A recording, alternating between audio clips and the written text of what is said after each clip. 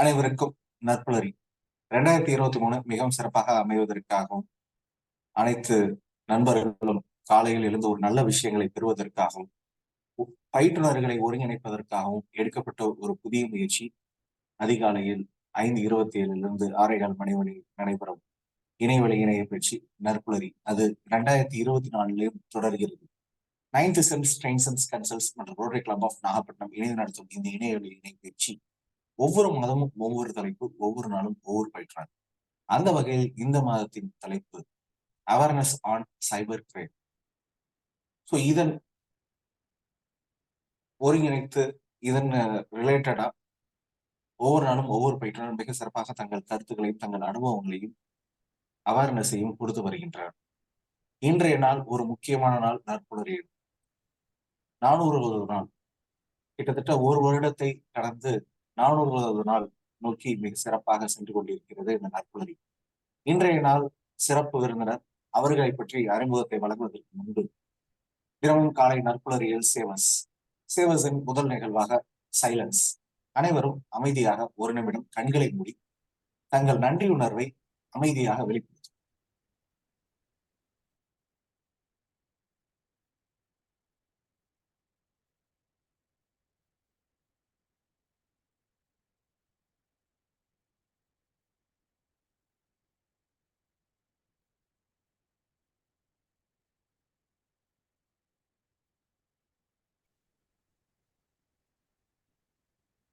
அனைவருக்கும் காலை வணக்கம்.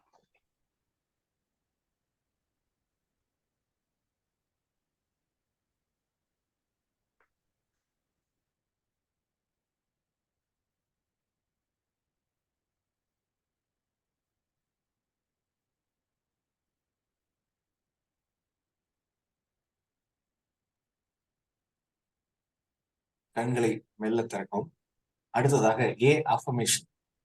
நாம் அடைய வேண்டிய விஷயங்களை சங்கல்பங்களாக ஒவ்வொரு நாளும் அதிகாலையில் எழுந்தவுடன் 5 முறை குறைந்தபட்சம் அதனை வாய்விட்டு சத்தமாக சொல்லி பழகவும். இதனை மியூட் செய்து அனைவரும் சத்தமாக சொல்லுவோம்.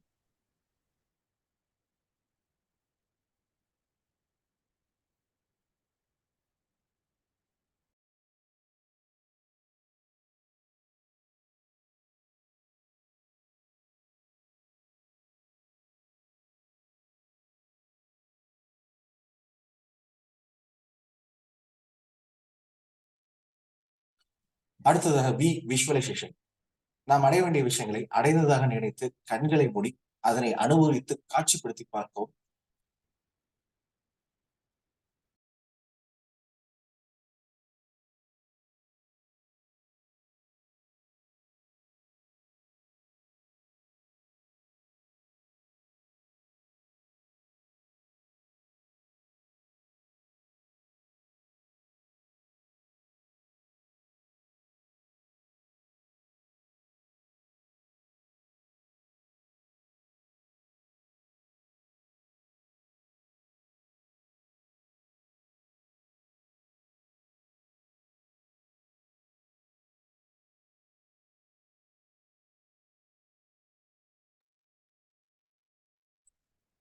அடுத்ததாக எக்ஸசைஸ், சுவாச பயிற்சி. இதயத்தின் வழியாக மூச்சினை உள்ளே இழுக்காமல் வயிற்றின் வழியாக மூச்சினை உள்ளே இழுத்து 3 செகண்ட் உள்ளே இழுத்து 3 செகண்ட் ஹோல்ட் செய்து அதனை 3 செகண்ட் வெளியே விடவும். இதனை 5 முறை செய்யவும்.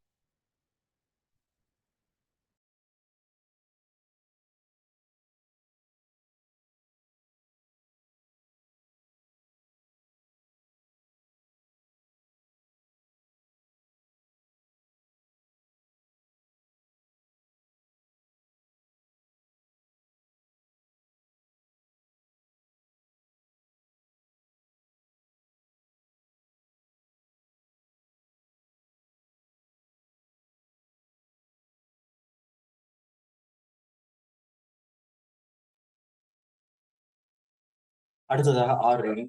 தினமும் காலை நாம் சிறந்த தலைவர்களை பற்றி பார்த்து வந்தோம். அதன் தொடர்ச்சியாக இன்னொரு புத்தகம், the little black book for stunning success அப்படின்ட்டு இந்த மார்க் ஹூ சோல்ட் ஃபெராரி அப்படின்னு புத்தகத்தை எழுதின ராபின் சர்மா அவர்களோட இன்னொரு புத்தகத்தை பற்றி பார்க்க தொடங்கணும். அதுல பாத்தீங்கன்னா கிட்டத்தட்ட 70 லெசன்ஸ் இருக்கு. 70 லெசன்ஸ்னா இது ஒவ்வொருத்தவங்களுடைய அனுபவம், ஒவ்வொரு டாபிக் தினமும் படிக்கிற மாதிரி இருக்கும். ஸோ அதுல இன்னைக்கு முதல் டாபிக் வாட் இஸ் லீடர்ஷிப் அப்படின்னு ஒரு டாபிக்ல சொல்றது. இது கிட்டத்தட்ட ஒரு 3 பக்கம் இருக்கு. அந்த லீடர்ஷிப்ல அந்த கோட் ஒன்று இருக்கு, அதை மட்டும் நான் இன்னைக்கு படிக்கிறேன். Leadership is a philosophy, it's a mentality, it's a state of mind, it's a way of operating and it's available to each one of us. இது ஒரு பிலாசபி, இது ஒரு தத்துவம், இது ஒரு மனநிலை அப்படின்னு சொல்றாங்க. இது ஒரு ப்ராசஸ் ஆபரேஷன் அப்படின்றாங்க. இது ஒவ்வொருத்தவங்க மனசுலயும் இந்த லீடர்ஷிப் அப்படின்றது இருக்கு. பொதுவாகவே திறமைகள்ன்றது உள்ள இருக்கு, அதை வெளியே கொண்டுட்டு வரணும் அப்படின்னு சொல்லுவாங்க.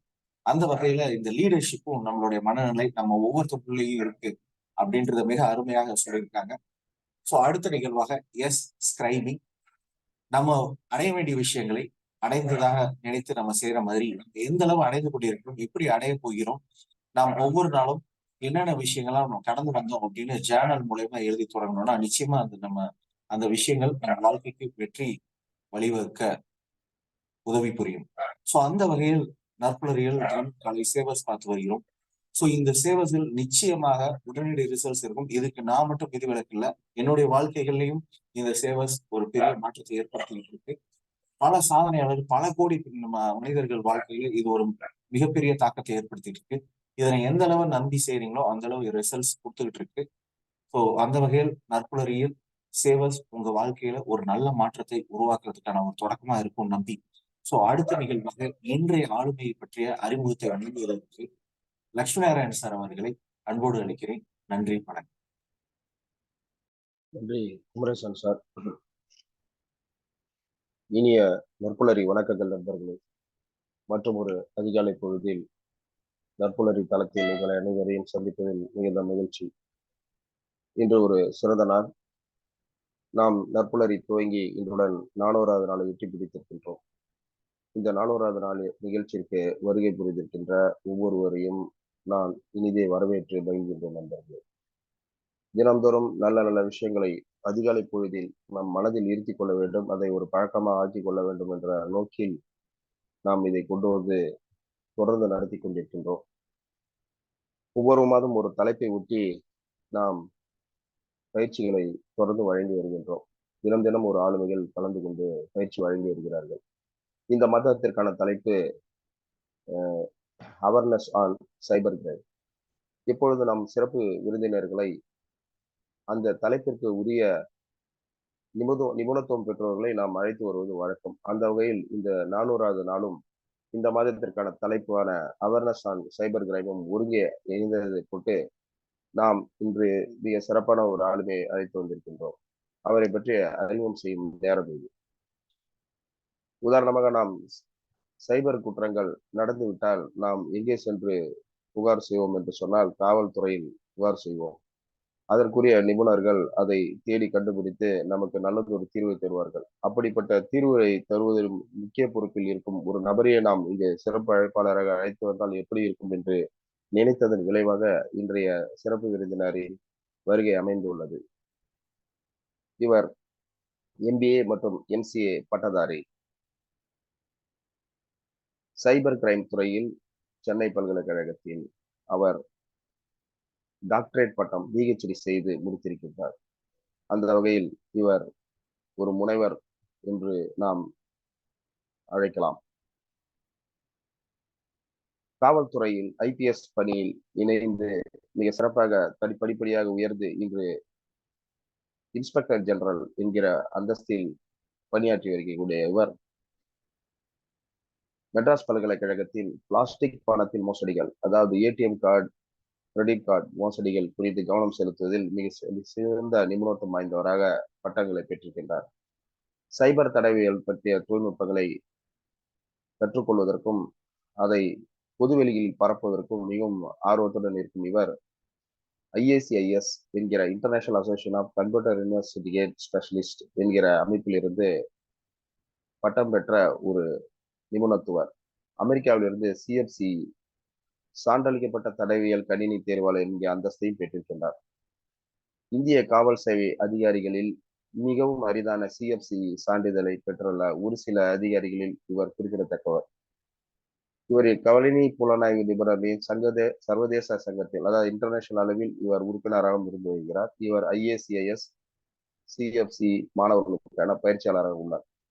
இந்த துறையில் பயின்று வரும் மாணவர்களுக்கு பயிற்சி அளித்து வருவதுடன் நாட்டின் பல்வேறு பல்கலைக்கழகங்கள், கல்லூரிகள் இதில் மாணவர்களுக்கு இணைய தடவியல், இணைய பாதுகாப்பு மற்றும் சுய முன்னேற்றம் குறித்த பயிற்சிகளை கார்ப்பரேட் அலுவலகங்கள் மற்றும் முன்னணி கல்வி நிறுவனங்களில் கெஸ்ட் லெக்சராக தொடர்ந்து வழங்கி வருகின்றார்.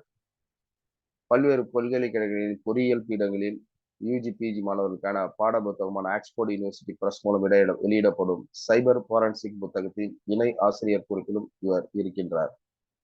பிளாஸ்டிக் கட்டை மோசடிகள், இணைய பாதுகாப்பு சிக்கல்கள் மற்றும் டார்க்நெட் துறையில் பல ஆய்வுக்கட்டுரைகளை இவர் எழுதியுள்ளார். இப்படிப்பட்ட நல்லதொரு ஆளுமைகளுக்கு சொந்தக்காரரான திரு முருகன், டாக்டர் முருகன் IPS அவர்களை இந்த தளத்திற்கு அறிமுகம் செய்து ஐயா அவர்களை வரவேற்று தளத்தை அவரிடம் ஒப்படைக்கின்றேன். இன்று அவரை நாம் அனைவரும் கைத்தட்டி வரவேற்று அவரை உற்சாகப்படுத்துவோம். ஐயா அவர்கள் தொடர்ந்து இந்த நிகழ்வில் சைபர் குற்றங்கள் குறித்த விழிப்புணர்வு குறித்த பயிற்சியை நமக்கு தருவார். அனைவரும் கேட்டு பெற்று பயன்பெறுவோமாக. ஐயா அவர்களே வருக, உங்கள் பயிற்சியை தருக. நன்றி, வணக்கம். அனைவருக்கும் வணக்கம். என்னுடைய குரல் தெளிவா கேக்குதுன்னு நினைக்கிறேன். Yes sir.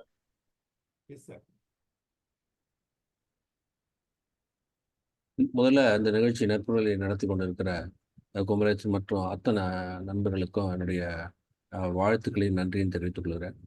இந்த நிகழ்ச்சியில் கலந்துக்கணும் அப்படின்னு திரு லட்சுமி நாராயணன் கேட்குறப்ப எனக்கு மிகவும் ஆச்சரியமாக இருந்தது. அதிகாலையில் இந்த மாதிரி ஒரு நிகழ்ச்சி நடத்திட்டு இருக்காங்க, அந்த நிகழ்ச்சியில் கலந்து கொள்கிறவங்க எப்படி இருப்பாங்க அப்படிங்கிறது பார்க்கணுங்கிறது ஒரு ஆர்வம்.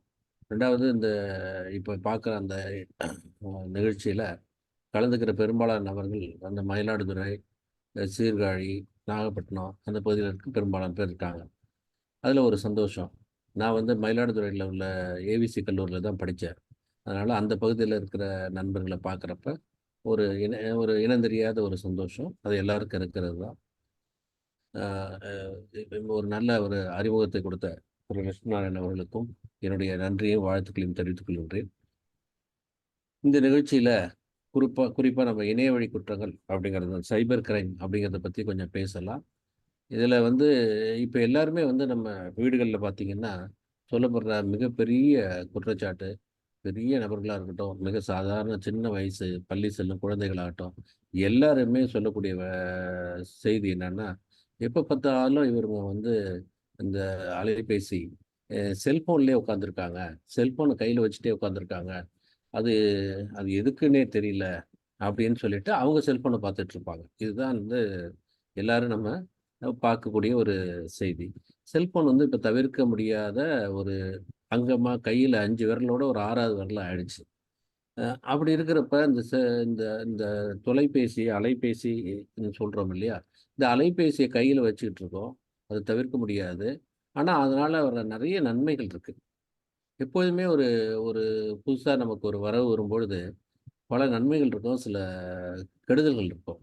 அதை எப்படி சமாளிக்கிறது அப்படின்னு தான் பார்க்கணுமே ஒழிய, அதுக்காக நம்ம அலைபேசியை பயன்படுத்தக்கூடாது அப்படின்னு குழந்தைகளையோ அல்ல நம்மளையோ சொல்கிறது சரியாக இருக்காது.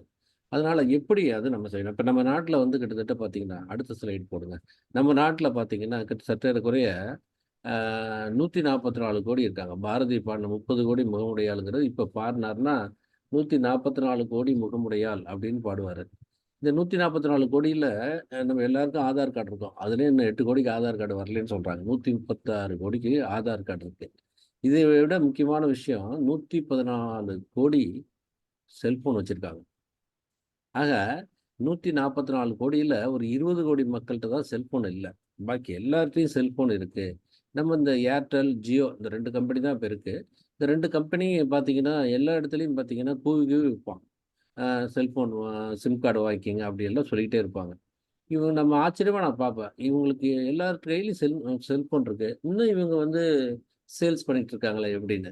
அவங்கள பொறுத்த வரைக்கும் அந்த 20 கோடி டார்கெட், அந்த 20 கோடி எப்படி அச்சீவ் பண்ணும்? ஆனால் 20 கோடியில் குழந்தைங்க, நேற்று பிறந்த குழந்தையிலேருந்து ஒரு விவரம் தெரியாத குழந்தைகள் வரைக்கும் இருக்கும். இன்னைக்கு ஒரு 10-12 வயசு ஆயிடுச்சுனாவே குழந்தைகளுக்கு 10 வயசுங்கிறதுலாம் ரொம்ப அதிகம். 5 வயசுலேயே குழந்தைகளுக்கு செல்ஃபோன் எப்படி ஆப்ரேட் பண்ண தெரியுது அப்படிங்கிறது. ஆக பொதுவாக வந்து நம்ம நாட்டில் 18 வயதை தாண்டிய வாக்காளர்கள்னு எடுத்துக்கிட்டால் 95 கோடி தான் இருக்காங்க. ஆனால் செல்ஃபோன் அதை தாண்டி இருக்கு. 95 கோடி தான் வாக்காளர் இருக்காங்க. ஆனால் 114 கோடி பேர் செல்ஃபோன் வச்சுருக்காங்க. ஆக நம்ம இதுலேருந்து நல்லா தெரியுது 18 வயசு கீழே உள்ளவங்களும் நிறைய பேர் செல்ஃபோனை பயன்படுத்துறதுக்காக வாய்ப்புகள் இருக்குது. இப்படி இருக்கிறப்ப இது தொடர்பான சில குழப்பங்கள் நம்மளை வந்து தான் சேரும். அடுத்த ஸ்லைடு. பொதுவாக இன்னைக்கு வந்து நம்மளுடைய இந்திய பொருளாதாரம் மிக அற்புதமான ஒரு சூழ்நிலையில் அமைஞ்சிருக்கு. இந்த எண்ம பொருளாதாரம்னு சொல்லுவாங்க, டிஜிட்டல் எக்கானமி அப்படின்னு சொல்லுவாங்க. நான் ஏற்கனவே சொன்னேன், இப்போ 114 கோடி வந்து இது செல்ஃபோனை பயன்படுத்துகிறாங்க. சற்றேறக்குறைய 1,03,00,000,000 சற்றேறக்குறைய 130 கோடி அளவுக்கு இணைய வழி தொடர்புகள் இருக்குது. இதில் ஒரு 114 கோடி தானே செல்ஃபோன் வச்சுருக்காங்க, 130 கோடி கிட்டத்தட்ட இன்டர்நெட் கனெக்ஷன் இருக்குன்னு சொல்கிறீங்களா? ஒருத்தர் 2-3 வச்சுருக்கலாம், இப்படிலாம் இருக்குது. ஆக இது இன்னும் வருங்காலத்தில், அதாவது 2030 130 கோடி வரும் அப்படின்னு ஒரு கணக்கு சொல்கிறாங்க. ஸோ 2030 மக்கள் தொகை எவ்வளோ போகும் அப்படிங்கிறது தெரியாது. இப்படி இருக்க சூழ்நிலையில் பார்த்தீங்கன்னா நிறைய பேர் ஒருத்தரும் நம்ம வந்து எவ்வளோ நேரம் செல்ஃபோன்லேயே இருக்கிறோம் அப்படின்னு ஒரு ஆராய்ச்சி பண்ணி பார்த்தா குறைஞ்சது ஒரு 3 to 4 மணி நேரம் மினிமம். மேக்ஸிமம் பார்த்தா எவ்வளோ நேரம், 24 மணி நேரத்தில் எவ்வளோ நேரம் இருக்காங்க அவங்கவுங்க இதை பொறுத்திருக்கு.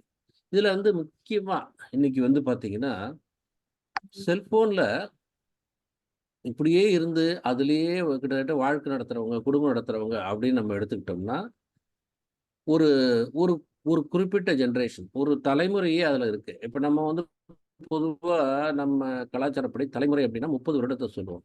ஆனால் இந்த இப்போல்லாம் பார்த்தீங்கன்னா 20-25 வருஷத்தை ஒரு தலைமுறைன்னு சொல்கிறாங்க.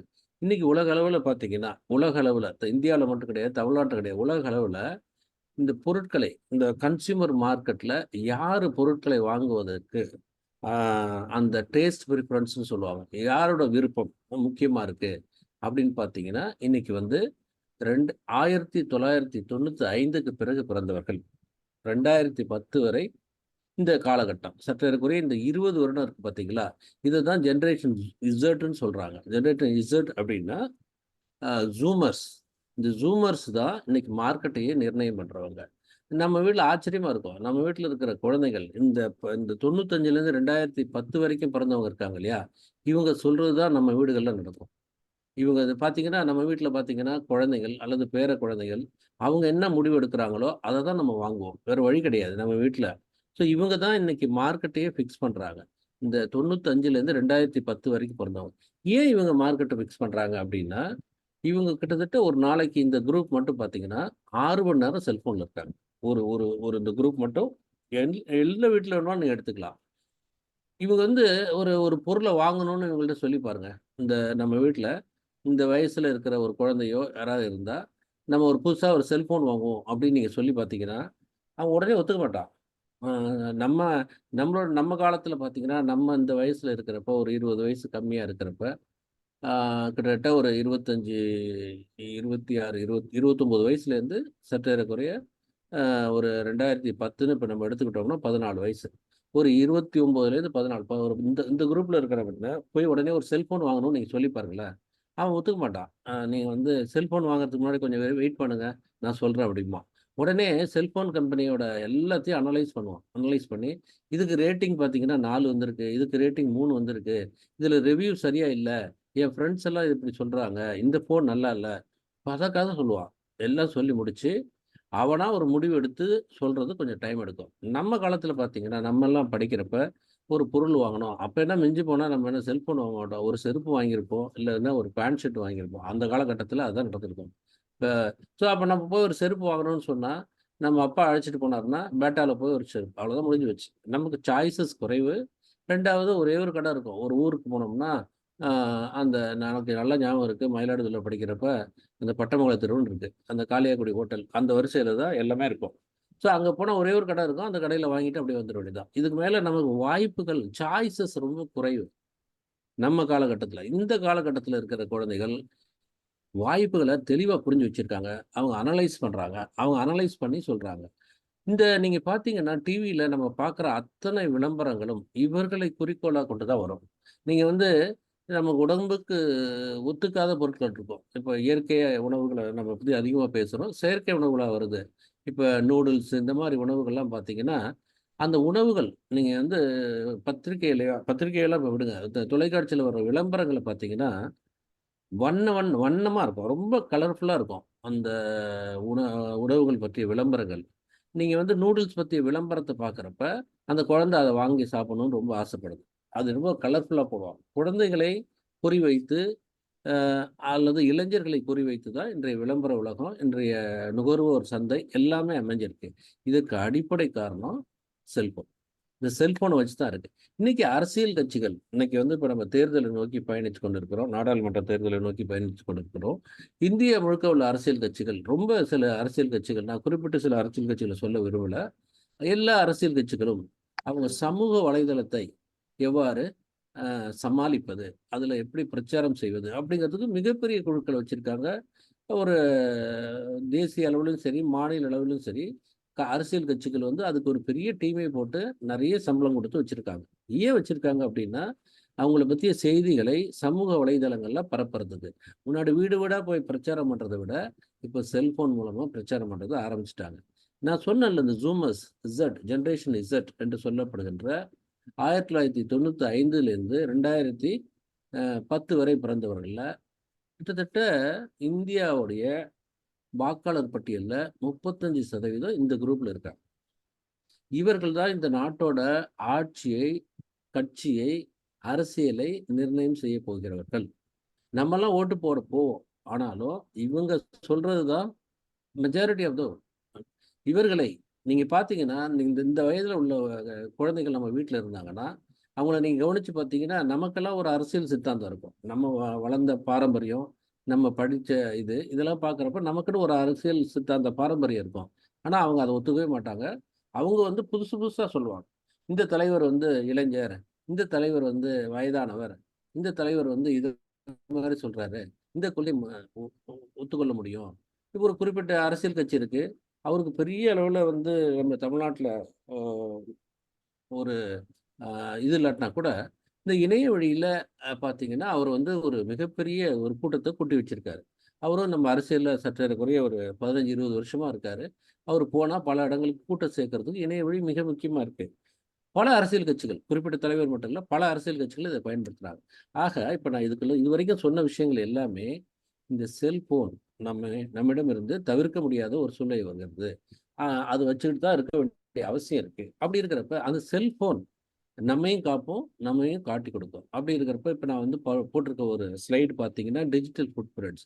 நம்ம ஒரு இடத்துல இறங்கி நடந்து போனால், நம்மளோட கால் தடம் இருக்கிற மாரி, நீங்க ஃபோன பயன்படுத்தும்போது, அது உங்களை பற்றிய அத்துணை செய்திகளையும் பலருக்கு கொடுக்குது. நீங்க Twitterல இருக்கலாம், Facebookல இருக்கலாம், இதுல இருக்கலாம். நான் சொன்னேன்ல இந்த ஜெனரேஷன் இசட்.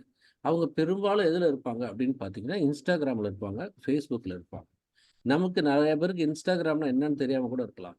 ஆனால் Facebookம், Instagramம் தான் அவங்க ஒரு 6, 7 மணி நேரம் வாழ்றதே Instagramல தான். நம்மலாம் வீட்ல இருக்காங்க அப்படின்னு நெனச்சுட்டு இருக்கோம். அவன் இருந்துட்டு இருக்கிறது, வாழ்ந்துட்டு இருக்கிறதுலாம் Instagramல. இன்ஸ்டால ரீல் போட்டியா, ஷார்ட் போட்டு இப்படிதான் அவங்க பேசிட்டு இருக்காங்க. ஆக நம்ம இமெயில் ஆகட்டும், அல்லது நம்ம பயன்படுத்துற Twitter, எந்த சமூக வலைதள அமைப்புகளா இருக்கட்டும், முழுக்க முழுக்க அது நம்மளை பத்திய செய்திகளை எடுத்துக்கொண்டு தான் வருது. குறைந்தபட்சம் நம்மளுடைய இமெயில் ஐடி எடுத்துக்குது. இப்படிதான் நம்மளுடைய அ செய்திகள் அ உடனுக்குடன் பதிவு செய்யப்படுகின்றன. அடுத்த ஸ்லைட். நெக்ஸ்ட். பொதுவா வந்து இந்த இணையவழி குற்றங்கள 3 வகையா பிரிக்கலாம். ஒண்ணு வந்து இந்த குற்றங்கள் மனிதனுக்கு எதிரான குற்றங்கள். அதாவது அஃபென்ஸ் அகைன்ஸ்ட் இண்டிவிஜுவல் அப்படின்னு சொல்லுவாங்க. அந்த மாரி வகையான குற்றங்கள். அப்புறம் பொருளாதார குற்றங்கள். 3வதா நாட்டுக்கு எதிரான குற்றங்கள் அப்படின்னு சொல்லலாம். இந்த அஃபென்ஸ் அகைன்ஸ்ட் இண்டிவிஜுவல் அப்படின்னு சொன்னா, ம தனிநபர்களுக்கு எதிரான குற்றம் அப்படின்னு சொன்னா, நெறைய சொல்லலாம். இப்ப வந்து பார்த்தீங்கன்னா, நம்மளோட Facebookலயோ அல்லது Instagramலயோ ஒரு படத்த போடுறாங்க. அந்த படத்த தவறா பயன்படுத்துறாங்க. இப்படியெல்லாம் கம்ப்ளைண்ட் நமக்கு காவல் நிலையத்துக்கு வரும்.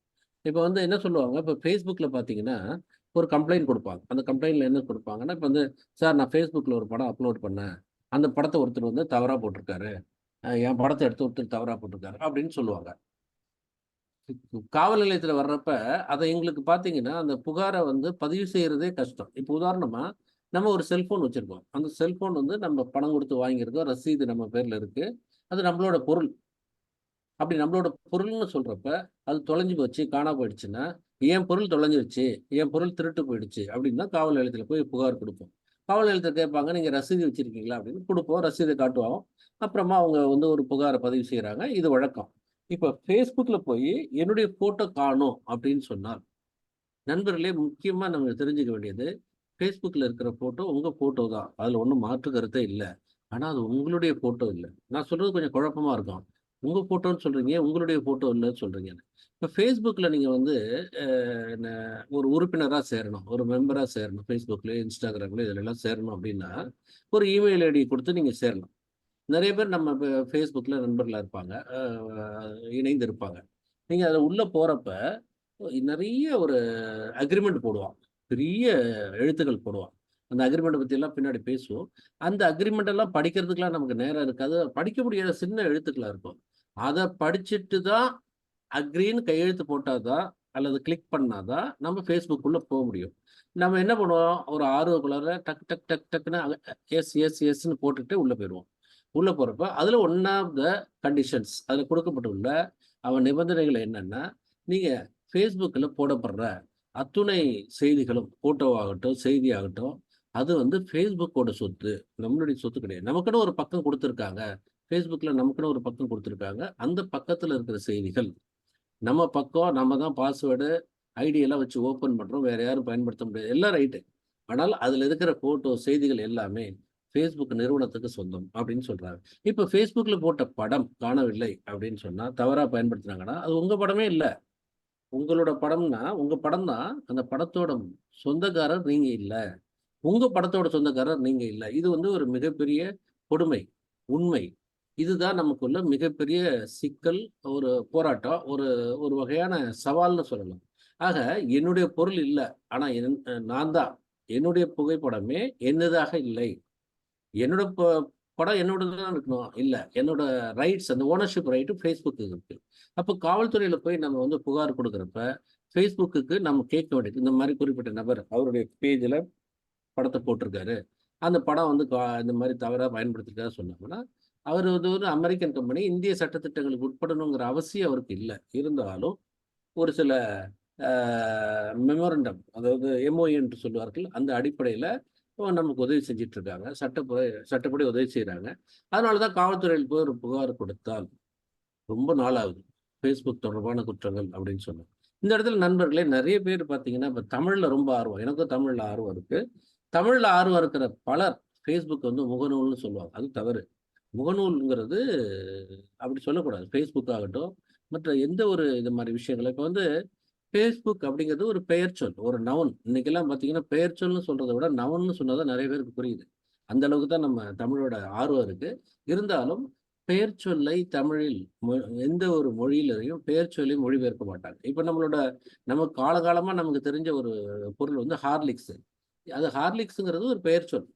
ஹார்லிக்ஸ யாருமே வந்து இதுவரைக்கும் மொழிபெயர்த்ததா தெரியல. காம்ப்ளான் அப்படின்னு சொல்றத மொழிபெயர்த்ததா தெரியல. அப்புறம் ஹமாம்ங்கிற சோப்பும் யாரும் மொழிபெயர்த்ததா தெரியல. அப்படி இருக்கிறப்ப, முகநூல்னு மொழிபெயர்க்கிறது ஒரு ஒரு ஒரு முட்டாள்தனம். அதுதான் சொல்லணும். முகநூல்ல நான் உறுப்பினரா இருக்கேன்னு சொல்றது தவறு. Facebook தான். இப்ப அந்த பேர வந்து நம்ம மொழிபெயர்க்கிறோம் அப்படின்னு சொன்னா, இப்ப என் பேரு முருகன் அல்லது அப்படின்னு சொல்றப்ப, என் பேரு வந்து உச்சரிக்க தெரியாத ஒரு வெளிநாட்டுக்காரர், அவருக்கு வசதியான ஒரு பேர்ல மாத்திக்குவாங்களா? இல்ல. நம்ம ஊர்ல இருக்கிற இட்லி, லண்டனுக்கு போனாலும் இட்லி தான். ஏன்னா, அத அவங்க வந்து ஸ்டீம் கேக்குன்னு மொழிபெயர்க்கல.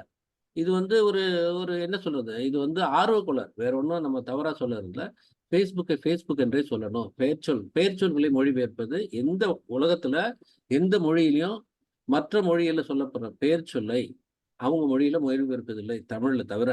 இப்ப பார்த்தீங்கன்னா, பல செய்திகள் தமிழ்ல வந்து இந்த மாரிலாம் மொழிபெயர்ப்பாங்க. இப்ப மேனாள் கல்லூரி முதல்வர் அப்படிம்பாங்க. முன்னாள் கல்லூரி முதல்வர் தான் சரி. மேனாள் அப்படிங்கிறது மே டேன்னு சொல்றோம்ல, அந்த நாள குறிக்கும். இதெல்லாம் வந்து ஆர்வ கோளாறு. இது நம்ம பேசுற சப்ஜெக்ட்டுக்கு சம்மந்தம் இல்லாட்டினா கூட, ஒரு சின்ன ஒரு தமிழ் ஆர்வத்துல சொல்ற ஒரு விஷயம். ஆக பொதுவா வந்து இந்த இணையவழி குற்றம் அப்படின்னு நம்ம சொல்றது இந்த 3 வகை தான். இதுதான் இருக்கும், இப்படிதான் வரும். இந்த ப்ராப்பர்ட்டி குற்றம் அப்படின்னு சொல்லணும். அப்படிங்கிறப்ப அது பொருள் சார்ந்த குற்றம். குறிப்பா நம்ம வந்து பார்த்தீங்கன்னா, ஆ மிக முக்கியமா நம்ம சொல்றது, இந்த பணத்த திருடிட்டாங்க சார். என் அக்கவுண்ட்லேருந்து பணத்த திருடிட்டாங்க. அதெல்லாம் சொல்றாங்க. இதெல்லாம் அந்த மாரி விஷயங்கள் அது. அடுத்தது நாடுன்னு எடுத்துக்கிட்டா, இந்த நாட்டுக்கு எதிரா செயல்படுற டெரரிஸ்ட் குரூப், பயங்கரவாதிகள் குரூப். அவர்கள் இணையத்தை எவ்வாறு தவறாக பயன்படுத்துகிறார்கள். இப்படிதான் நம்ம வந்து இப்ப இந்த இணையவழி குற்றத்த அ காவல்துறையில உலக அளவுல இப்படிதான் பார்க்குறோம். அடுத்தது. இப்ப கூகுள் நமக்கு வந்து இப்ப ஒரு பல்வேறு மதங்கள, பல்வேறு கடவுள்கள வழிபடுற ஆட்களா நம்ம இருக்கிறோம். இப்போ உதாரணமா வந்து இயேசுவா இருக்கலாம், அல்லது அல்லாவா இருக்கலாம், இல்ல நம்ம இந்து கடவுள்களா இருக்கலாம். யாரா வேணாலும் இருக்கலாம். ஆனா இவங்க 3 பேரும் வழிபடுற ஒரு ஆண்டவர் வந்து கூகுள் ஆண்டவர். கூகுள் ஆண்டவர தினம் நம்ம கும்பிடாம வேற எதுவுமே செய்ய முடியாது. கூகுள் தான் நமக்கு வந்து வாழ்க்கை. எத கேட்டாலும் முன்னாடி வந்து யாரையா ஒருத்தர் கேட்டா அதுக்கு விளக்கம் தெரியும் அப்படிங்கிற நிலை மாறி, இன்னைக்கு கூகுள கேட்டா தெரியும் அப்படிங்கிற அளவு தான் இருக்கு. ஆனா கூகுள் நண்பர்களே, கூகுள்ல நீங்க வந்து கூகுள் பார்க்காம நீங்களும் இல்ல, நானும் இல்ல. ஆனா உங்கள விட உங்கள பற்றி கூகுளுக்கு தான் நல்லா தெரியும். இது ரொம்ப ஆச்சரியமான செய்தியா இருக்கும். இப்ப எங்கேயோ ஒரு இடத்துல சீர்காழி பக்கத்துல உட்கார்ந்துருக்கோம் அப்படின்னா, நீங்க சீர்காழி பக்கத்துல எங்க உட்கார்ந்துருக்கீங்க? உங்க வீடு எங்க இருக்கு? எல்லாத்தையும் கண்டுபிடிச்சு எடுக்க முடியும். அதுக்கு நமக்கு வந்து உதவுறது கூகுள். ஆக உங்களை பற்றி உங்களை விட கூகுளுக்கு நன்றாக தெரியுங்கிறது மிகப்பெரிய தவிர்க்க முடியாத உண்மை. இன்னொரு முக்கியமான செய்தி நான் போட்டிருக்கேன். கூகுள் உங்களை மறப்பதும் இல்லை, மன்னிப்பதும் இல்லை. இது ஏங்க இப்படி போட்டிருக்கீங்க? அப்படின்னா கூகுள்குள்ள போறது தப்பா? அது பெரிய பாவமா? அல்லது குற்றமா? அப்படின்னு நீங்க கேட்கறது, உங்க மனசளவுல கேட்கறது ஒரு எனக்கு புரியுது. கண்டிப்பா கூகுள்ல நீங்க போறதுனால பல்வேறு செய்திகள் இருக்கு. இப்போ உதாரணமா, நீங்க வந்து ஒரு ரயில்வே டிக்கெட் அ புக் பண்றீங்க. ஆன்லைன்ல போய் ஒரு ரயில்வே டிக்கெட் புக் பண்றீங்க. இப்ப மயிலாடுதுறையிலேருந்து சென்னைக்கு போணும் அப்படின்னு நீங்க புக் பண்ணீங்கன்னா, அந்த ரயில்வே டிக்கெட்ல கிடைக்கல. ஏதோ ஒரு ட்ரெயின பார்க்குறீங்க, அதுல கிடைக்கல. உடனே பார்த்தீங்கன்னா, நீங்க இப்போ உங்க ஃபோன்ல அத அந்த கூகுள்ல அந்த பேஜ குளோஸ் பண்ணிட்டு பேசாம இருப்பீங்க. திடீர்னு பார்த்தீங்கன்னா, எஸ்எம்எஸ் வரும். எஸ்எம்எஸ்ல என்ன வரும்? மயிலாடுதுறையிலேருந்து சென்னைக்கு வந்து ஸ்லீப்பர் கோச் பஸ் இருக்குன்னு வரும். ரெட் பஸ் இருக்கு, அந்த பஸ் இருக்கு, இந்த பஸ் இருக்குன்னு. நம்ம ட்ரெயின் தானே தேடணும். ட்ரெயின் கிடைக்கலையே அப்படின்னா, அப்புறமா திடீர்னு பார்த்தீங்கன்னா, தக்கல்ல நான் உங்களுக்கு டிக்கெட் போட்டு தரேன். உங்களுக்கு டிக்கெட் கிடைக்கும். இவ்வளவு செலவாகணும். நம்ம கேட்டது வந்து நம்ம கூகுள்ல தான் பார்த்தோம். இவன் யாரு நமக்கு செய்தி அனுப்புறான் அப்படின்ட்டு. இந்த யோசனை வரவே வராது. அப்ப இருக்கிற நம்மளோட பரபரப்புல, அவசரத்துல யாரோ ஒருத்தன் கும்பிட போன தெய்வம் குறுக்க வந்த மாரி டிக்கெட்ட கொண்டாந்து தரேங்கிறான். வாங்கிக்கோ. பணம் கூட போனா பரவாயில்ல. இன்னைக்கு இப்பதான் பணத்துக்கு மதிப்பு இல்ல. பணத்த வந்து நம்ம உடனே எடுத்து குடுத்துட்டு வாங்குறோம்.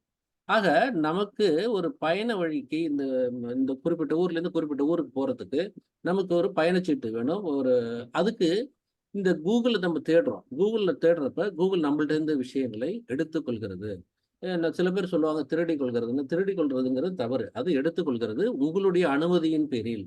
உங்களுக்கு தெரியாம இல்ல, உங்களுக்கு தெரிஞ்சு. என்னைக்கு நீங்க கூகுள ஓப்பன் பண்றீங்களோ, அன்னைக்கே வந்து நீங்க உங்க சொத்தெல்லாம் அடமானம் வச்ச மாரி, நான் வந்து என்ன பத்திய எல்லா செய்திகளையும் நீங்க இத எடுத்துக்கலான்னு ஒரு ரூ. 10 பத்திரத்த கையெழுத்து போட்டு குடுத்த மாரி தான் நம்ம கூகுள்குள்ளயே முடியும். இல்லன்னா கூகுள்குள்ள முடியாது. இப்ப ஆண்ட்ராய்டு ஃபோன் வச்சிருக்க அன்பர்கள் அத்தன பேருமே கூகுளுக்கு அவங்களுடைய சொந்த வாழ்க்கையை, அ எல்லாத்தையுமே அடமானம் வச்சுட்டாங்கன்னு அர்த்தம். ஆண்ட்ராய்டு ஃபோன் வச்சிருக்கவங்க அத்தன பேருமே கூகுள்ட்ட எல்லாத்தையும் அடமானம் வச்சுட்டாங்க. கூகுளோட இமெயில் ஐடி இல்லாம ஆண்ட்ராய்டு ஃபோன நம்ம ஆப்பரேட் பண்ணவே முடியாது. அப்படி இருக்கிறப்ப, அப்ப ஆப்பிள் ஃபோன் வச்சிருக்கவங்க வசதியா? இல்லை. அது வேற பிரச்சனை இருக்கு. அத நான் அப்புறம் சொல்றேன்.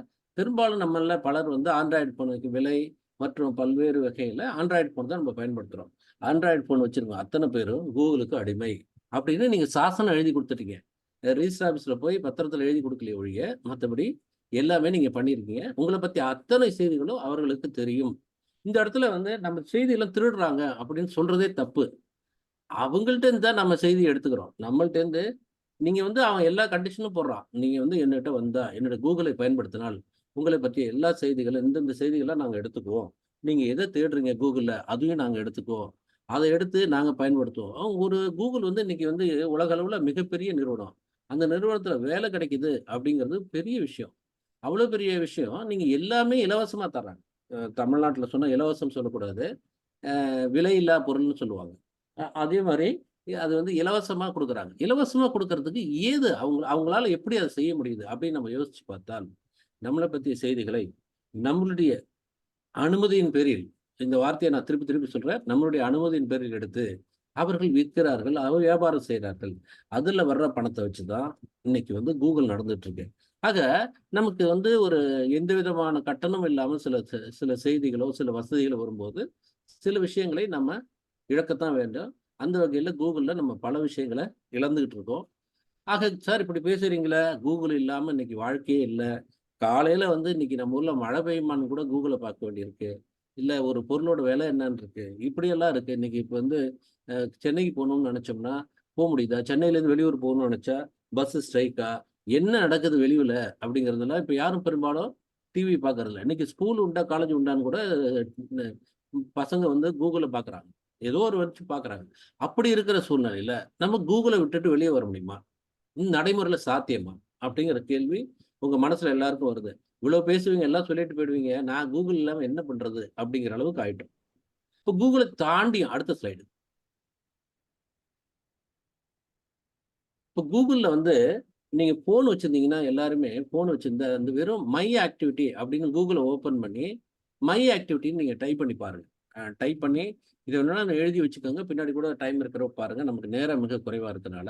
இந்த மை ஆக்டிவிட்டி அப்படிங்கிறத டைப் பண்ணி பார்த்தீங்கன்னா, இவ்வளோ விஷயங்கள் வரும். இந்த ஒரு 7 விஷயம் பார்த்துருக்கேன். அந்த 7 விஷயத்துல நீங்க எந்தெந்த ஊரெல்லாம் போயிருக்கீங்க?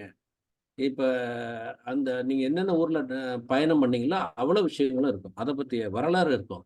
ஏன்னா உங்க வீட்டுக்கு தெரியாம சில இடங்களுக்கு போயிட்டு வந்தா கூட இது காட்டிக் குடுத்துரும். கூகுள் ஆண்டவரு கூகுள் ஃபோன எடுத்து நீங்க இப்ப செக் பண்ணி பார்த்தீங்கன்னா, நம்ம எங்கெங்க போனோம் அப்படிங்கிறது தெரியும். நம்ம கூகுள் ஃபோன வந்து அ ஆஃப் பண்ணிட்டு கூட அந்த லொகேஷன் சர்வீஸ்ன்னு இருக்கும். அத ஆஃப் பண்ணிட்டு கூட நம்மளால முடியும். போறப்ப நம்மள கண்டுபிடிக்க முடியாது. ஆனா நம்மளோட சாபக்கேடுன்னு சொல்லலாம்.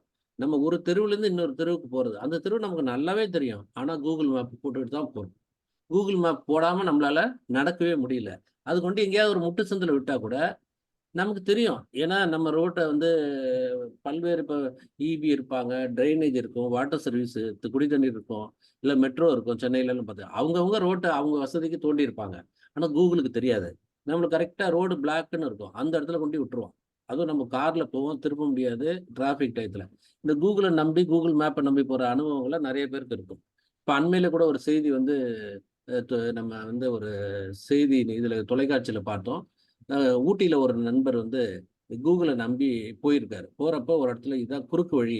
கூகுள் எப்பொழுதுமே ஷார்ட்டஸ்ட் ரூட்ன்னு காட்டும். அந்த ஷார்ட்டஸ்ட் ரூட் மனிதன் கூட நடக்க முடியாத வழியா இருக்கும். அந்த மாரி அவர் கார் எடுத்துட்டு போனவரு, ஒரு அந்த மலைப்பகுதி ஒரு இடத்துலேருந்து கீழ இறங்கணும். அது ஷார்ட்டஸ்ட் ரூட்ன்னு பார்த்துட்டு வந்திருக்காரு. அது ஸ்டெப்ஸ். இவரு கார இறக்கிட்டாரு.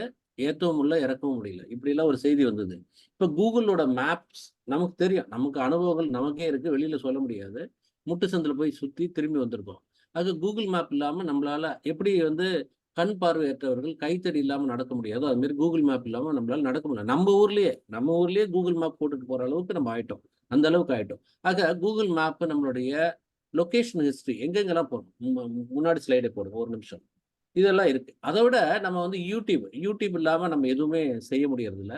உடனே யூடியூப் போட்டு பார்க்குறோம். யூடியூப்ல போய் என்னென்னலாம் நீங்க தேடுனீங்க? அத பத்திய வரலாறு இருக்கும். யூடியூப்ல என்னென்னலாம் பார்த்தீங்க? அத பத்திய வரலாறு இருக்கும்.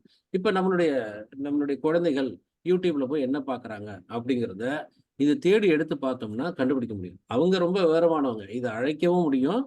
அத மறைக்கவும் முடியும். அது அவங்களுக்கு தெரியும். வேணும்னா அவங்கள்ட்ட கேட்டு தெரிஞ்சுங்க. பட் கண்டிப்பா பார்த்தீங்கன்னா, நம்மளுடைய அத்தனை செய்திகளும் இதுல இந்த மை ஆக்டிவிட்டில இருக்கும். இந்த மை ஆக்டிவிட்டிய நீங்க போட்டு அப்புறமா வாய்ப்பு இருக்க பாருங்க. அடுத்த ஸ்லைடு.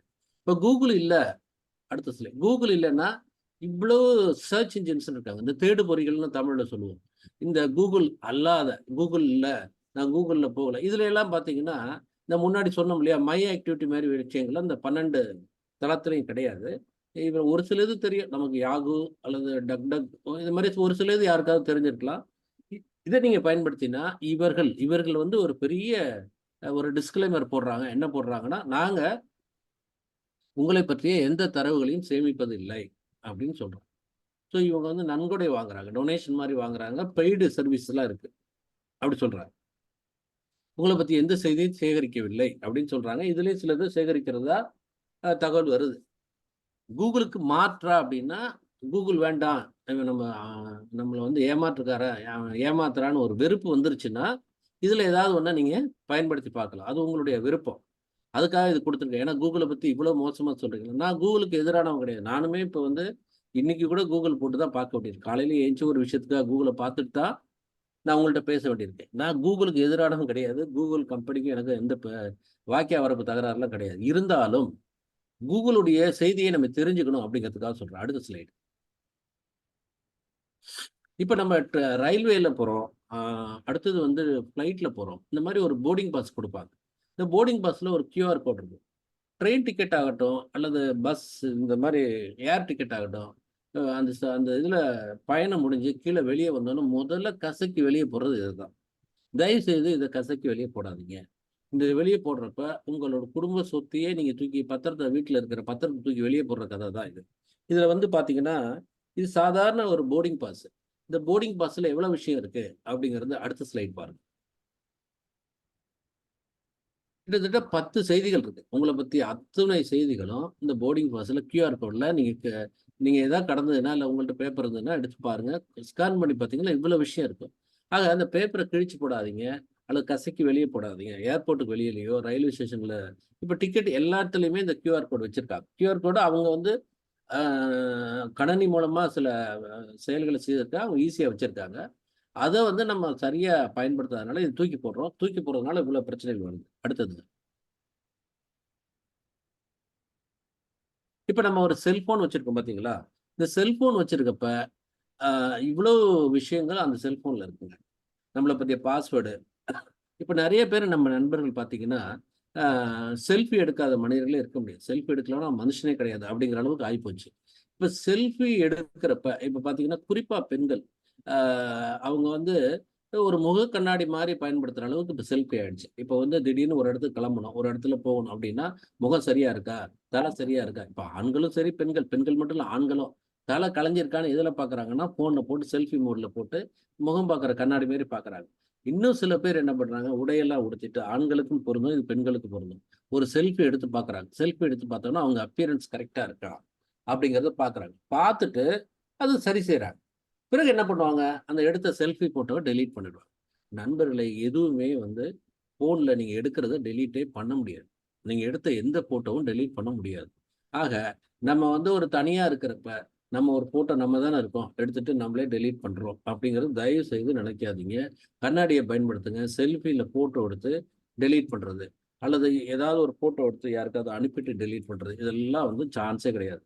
இப்போ இப்போ செல்ஃபோனில் நீங்கள் ஒரு ஃபோட்டோ எடுத்து டெலீட் பண்ணால் உங்களுக்கு டெலீட் ஆகும். இப்போ வந்து ஒரு கையில் உங்களுக்கு வந்து ஒரு சின்னதாக ஒரு A4 பேப்பர் சைஸ் கொடுக்குறாரு. அதை வந்து நீங்கள் வந்து என்ன பண்ணுறீங்க, ஒரு A4 சைஸ் பேப்பரை எடுத்து அது சற்றேறக்குறைய வந்து ஒரு 4 கிழிச்சு போடுங்க அப்படின்னு நான் சொல்கிறேன். 4 கிழிச்சு போட்டுறீங்க. இந்த இவ்வளோ பெருசு ஒரு A4 சைஸ் பேப்பர். இந்த பேப்பரை நீங்கள் எத்தனை வேணுமாலும் கிழிக்கலாம். 4 கிழிக்கலாம், 8 கிழிக்கலாம், 16, 32 எப்படி வேணுமாலும் கிழிக்கலாம்.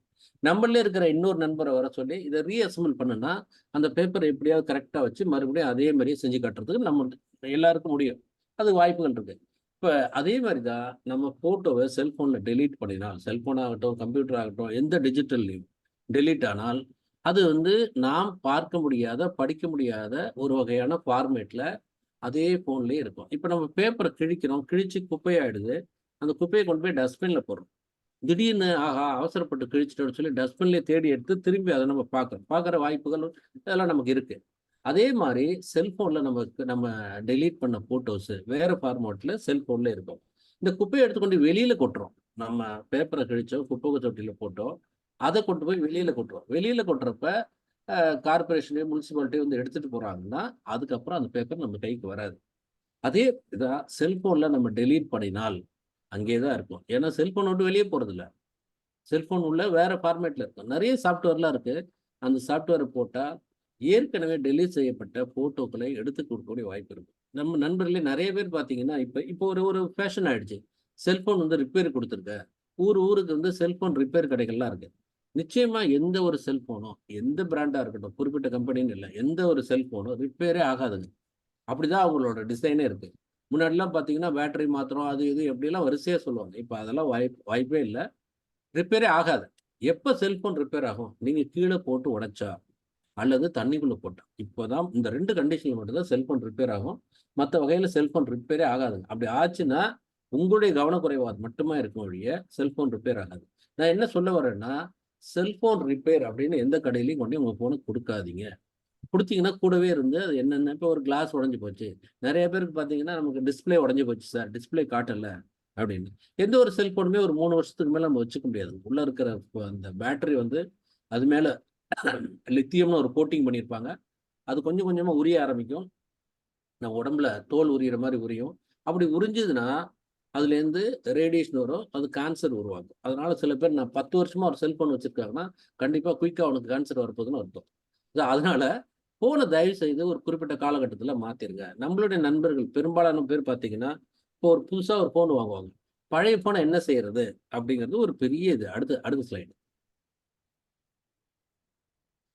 செல்போனில் இவ்வளோ பிரச்சனை இருக்குங்க, செல்போன்லேருந்து தப்பிக்கிறதுக்கு ஒரே வழி இதாங்க. இப்போ நிறைய பேர் இப்போ இந்த குரூப்பில் இருக்கிற இப்போ 30-35 பேர் இருக்காங்க. இவங்களே கூட சில பேர் இந்த மாதிரி பட்டன் ஃபோன்னு சொல்லுவாங்க. இந்த ஃபோன் வச்சுருப்பாங்க. இந்த ஃபோன் ரொம்ப ரொம்ப சேஃபானது, பாதுகாப்பானது. ஆனால் இதில் வாட்ஸ்அப் பார்க்க முடியாது, கூகுள் பார்க்க முடியாது, ஒன்றும் பார்க்க முடியாது. ஒரு எஸ்எம்எஸ் கொடுக்கலாம், ஃபோன் எடுக்கலாம், ஃபோனை ரிசீவ் பண்ணிக்கலாம், பேசலாம். இந்த ஃபோனை வச்சிருக்க நண்பர்கள் தெய்வம். அவங்க தான் உண்மையிலேயே தெய்வமேன்னு சொல்லுவாங்கல்ல. சில படத்தில் வந்து வடிவேலு தெய்வமேன்னு சொல்லுவார்ல. இந்த ஃபோன் வச்சிருக்கவங்கள கையெடுத்து இப்படி கும்பிடலாம். உண்மையிலேயே தெய்வம். ஏன்னா வந்து இந்த சமுதாயத்தில் இந்த தலைமுறையில் வாழ்ந்து கொண்டு இருக்கிறவர்கள் இந்த ஃபோனை வச்சு வாழ்ந்துட்டு இருக்காங்க அப்படின்னா உண்மையிலேயே அவங்க தெய்வம். இந்த ஃபோனை வச்சிருக்கவங்கள பெரும்பாலும் அவங்கள எதுவும் பண்ண முடியாது. ஏன்னா இந்த ஃபோனில் இந்த ஆப்ரேஷன்ஸ் ரொம்ப குறைவு. இது சார் ஃபோன் வேணும் ஆனால் எந்த பிரச்சனையும் இல்லை வேணாம் அப்படின்னா இந்த ஃபோன் இன்னும் மார்க்கெட்டில் கிடைக்குது. இந்த நோக்கியா ஃபோன் இன்னும் மார்க்கெட்டில் கிடைக்குது. நீங்கள் இந்த மாதிரி ஃபோன் வச்சுக்கலாம். இதில் எஸ்எம்எஸ் வரும், ஃபோன் பேசலாம் அல்லது செய்யலாம். பெரும்பாலும் வேறு எதுவும் வரதுக்கான வாய்ப்புகள் மிக குறைவு. ஸோ இதுதான் வந்து ஃபோன் வேண்டாம், ஃபோனில் இப்படி பயமுறுத்திட்டீங்க, நான் ஃபோனே இப்படி வச்சுக்கலாம்னு நினைக்கிறேன்னா இதை வச்சுக்கலாம். பெரும்பாலும் வயதானவர்கள் அப்படிலாம். இது வந்து அடுத்த ஸ்லைட். இது வந்து ராமமூர்த்தின்னு ஒருத்தர். இவர் வந்து மும்பையில் ஒரு ஹோட்டலில் தங்கியிருந்தார். அந்த ஹோட்டல் நம்பர் பேர் 632. இதை நான் ஏற்கனவே சில என்னுடைய ப்ரெசன்டேஷனில் சொல்லியிருக்கேன். இருந்தாலும் திருப்பி பல பேர் புதுசாக இருக்கீங்க சொல்கிறேன். 2008 26/11/2008 ஒரு தேதி கொடுத்துருக்கேன். 2008 பார்த்தீங்கன்னா மும்பையில் வந்து பாகிஸ்தான் தீவிரவாதிகளை வந்து அட்டாக் பண்ணாங்க. மும்பையில் உள்ள தாஜ் ஹோட்டலில் இவர் தங்கியிருந்தார். இவர் வந்து ஒரு தமிழர், இன்னும் உயிரோடு இருக்கார், தங்கியிருந்தார். ஸோ இவர் வந்து பார்த்தீங்கன்னா இந்த 632 ரூம் நம்பர் 6வது தளத்தில் இருக்காங்க. இரவு வந்து அது ஒரு செவ்வாய்க்கிழமை இரவு வந்து ஒரு 9 மணிக்கு ரிசப்ஷன்லேருந்து சொல்கிறாங்க, சார் நம்ம ஹோட்டலில் டெரரிஸ்ட் உள்ளே வந்துட்டாங்க, ரூம் சர்வீஸ்லாம் கிடையாது, இன்னும் ஒரு 5 நிமிஷத்தில் லைட்லாம் ஆஃப் பண்ணிடுவோம், நீங்கள் பாதுகாப்பாக இருந்துங்க அப்படின்னு ஒரு செய்தி ரிசப்ஷன்லேருந்து எல்லா ரூமுக்கும் சொல்கிறாங்க. இவருக்கும் சொல்லிட்டாங்க. இவருக்கு ஒன்றும் புரியல, இவர் என்ன செய்யறதுன்னு புரியல.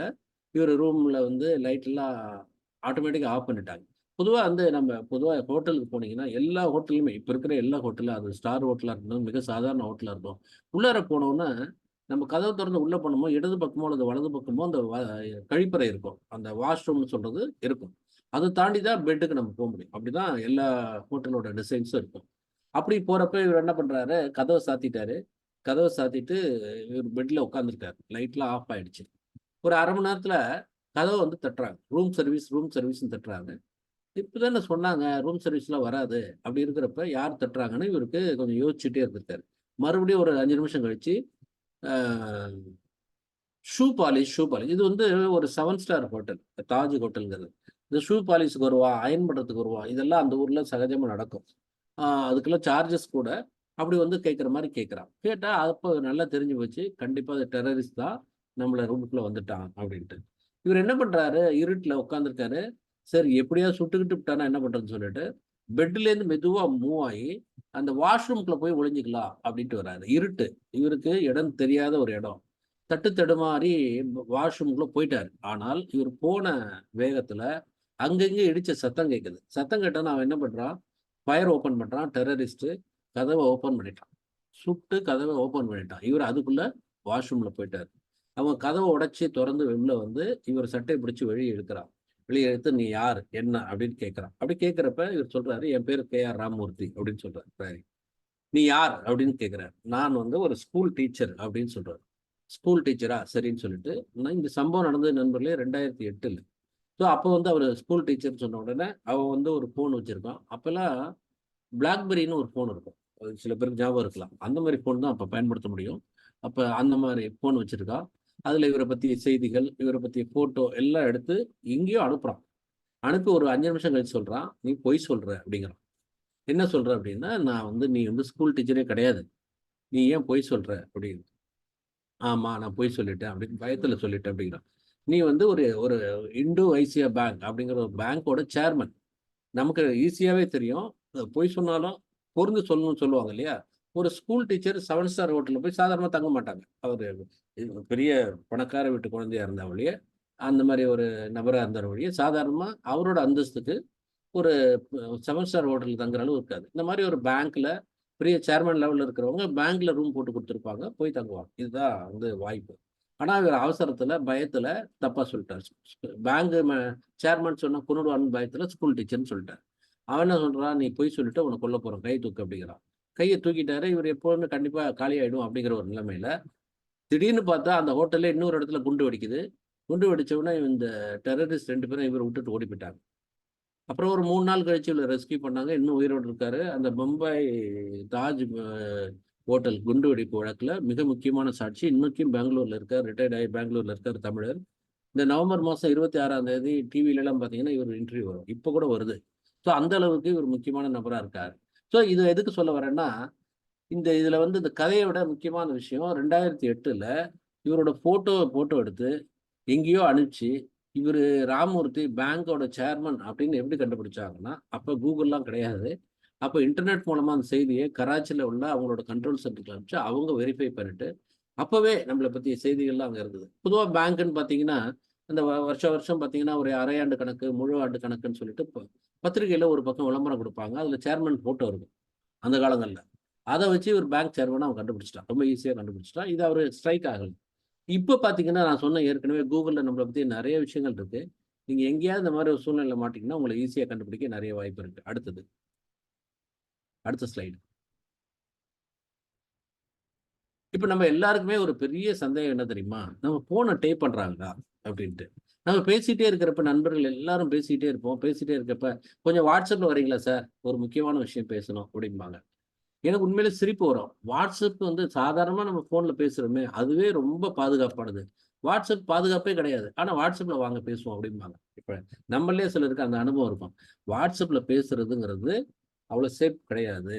WhatsApp மட்டும் இல்ல. இன்னும் சில பேர் Telegramல பேசுவோம். பாட்டிம் இந்த மிடில் ஈஸ்ட்ல இருப்பாங்க. அ அரேபிய நாடுகள்ல இருப்பாங்க. அவங்கலாம் போட்டிம்னு ஒண்ணுல பேசுவாங்க.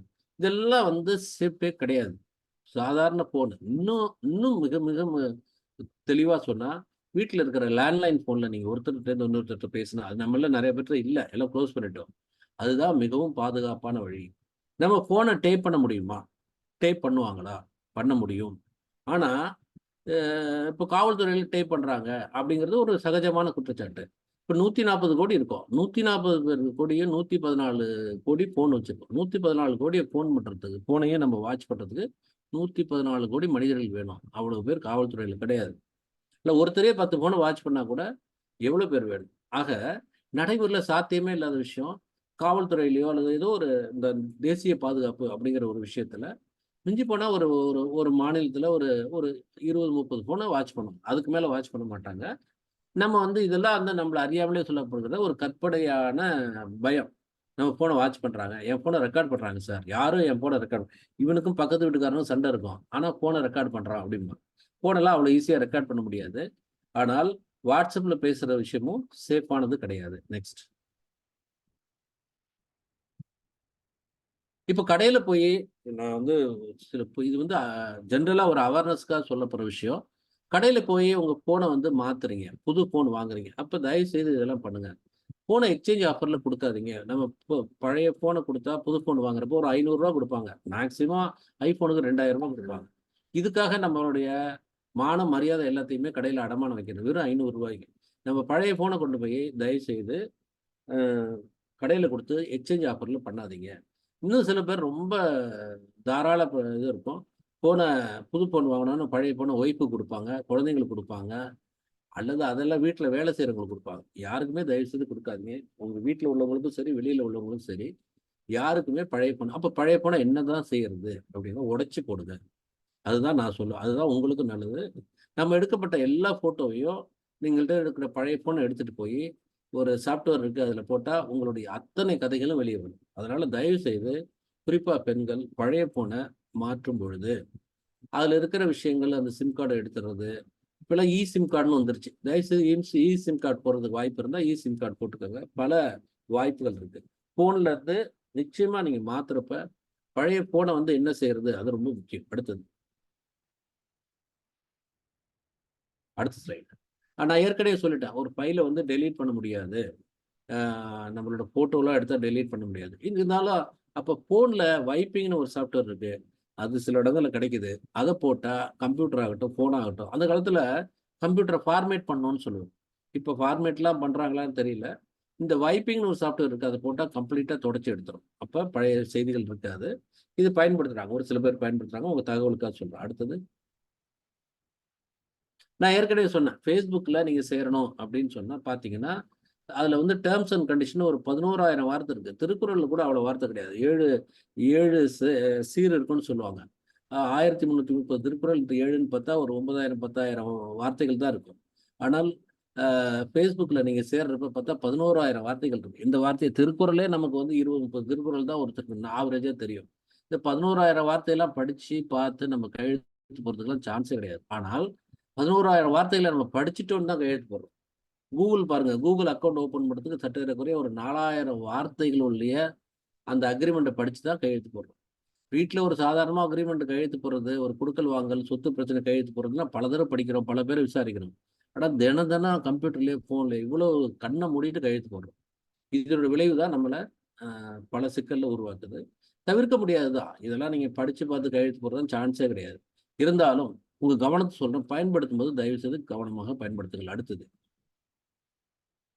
இப்போ பேங்க்லேருந்து சில பேருக்கு எஸ்எம்எஸ் வரும். சார், இந்த மாதிரி ஒரு எஸ்எம்எஸ் வந்து சார், அந்த லிங்கை கிளிக் பண்ணோன்னே பார்த்தீங்கன்னா, அது என் ஃபோன் என்னுடைய அக்கௌண்ட்டில் உள்ள எல்லா பணத்தையும் எடுத்துகிட்டு போயிட்டாங்க அப்படிங்கிறதுலாம் வரும். பேங்க்லேருந்து நமக்கு எஸ்எம்எஸ் வந்தால் நீங்கள் பாருங்கள், அந்த பக்கம் சிகப்பு கலரில் ஒன்று போட்டிருக்கு. அதில் ஒரு ஃபோன் நம்பர் கொடுத்துருக்காங்க. அதாவது யார் எஸ்எம்எஸ் அனுப்பிச்சாங்கன்னு. இந்த மாதிரி ஃபோன் நம்பர்லேருந்து பேங்க்லேருந்து எந்த எஸ்எம்எஸும் நமக்கு வராது. நமக்கு வந்தால் உதாரணமாக நான் ஹெச்டிஎஃப்சி பேங்கோட இது போட்டிருக்கேன். இந்த ஹெச்டிஎஃப்சி பேங்க் அப்படி தான் வரும். ஸ்டேட் பேங்க், எஸ்பிஐ அப்படின்னு தான் வரும். இது வந்து ரொம்ப அடிப்படையான ஒரு தகவல். ஒரு ஃபோன் நம்பர்லேருந்து நமக்கு ஒரு எஸ்எம்எஸ் வந்தால் அது பேங்க்லேருந்து வரல. பேங்க் வந்து ஒரு மிகப்பெரிய அமைப்பு. அங்கேருந்து அனுப்புகிற செய்திகள்லாம் த்ரூ கம்ப்யூட்டர்ஸ் தான் அனுப்புகிறாங்க. அவங்க ஒரு ஃபோன் நம்பர்லேருந்து அனுப்புறது இல்லை. அப்படி ஒரு அனுப்ப வேண்டிய அவசியமும் அவங்களுக்கு இல்லை. ஏன்னா ஒரே ஒரு மெசேஜை அவன் பல பேருக்கு அனுப்ப வேண்டியிருக்கும்.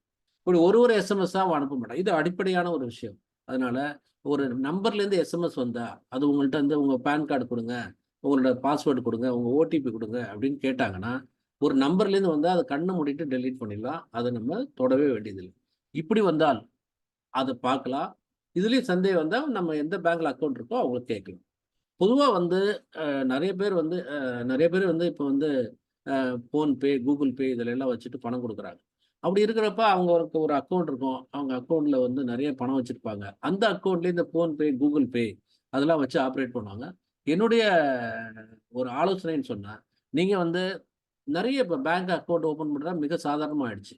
இந்த கூகுள் பே இதெல்லாம் பண்ணுறதுக்குன்னு தனியாகவே ஒரு அக்கௌண்ட் வச்சுங்க. அதில் ஒரு 5,000 10,000 மட்டும் போட்டு வச்சுட்டு அதுலேருந்து ஆப்ரேட் பண்ணுங்கள்.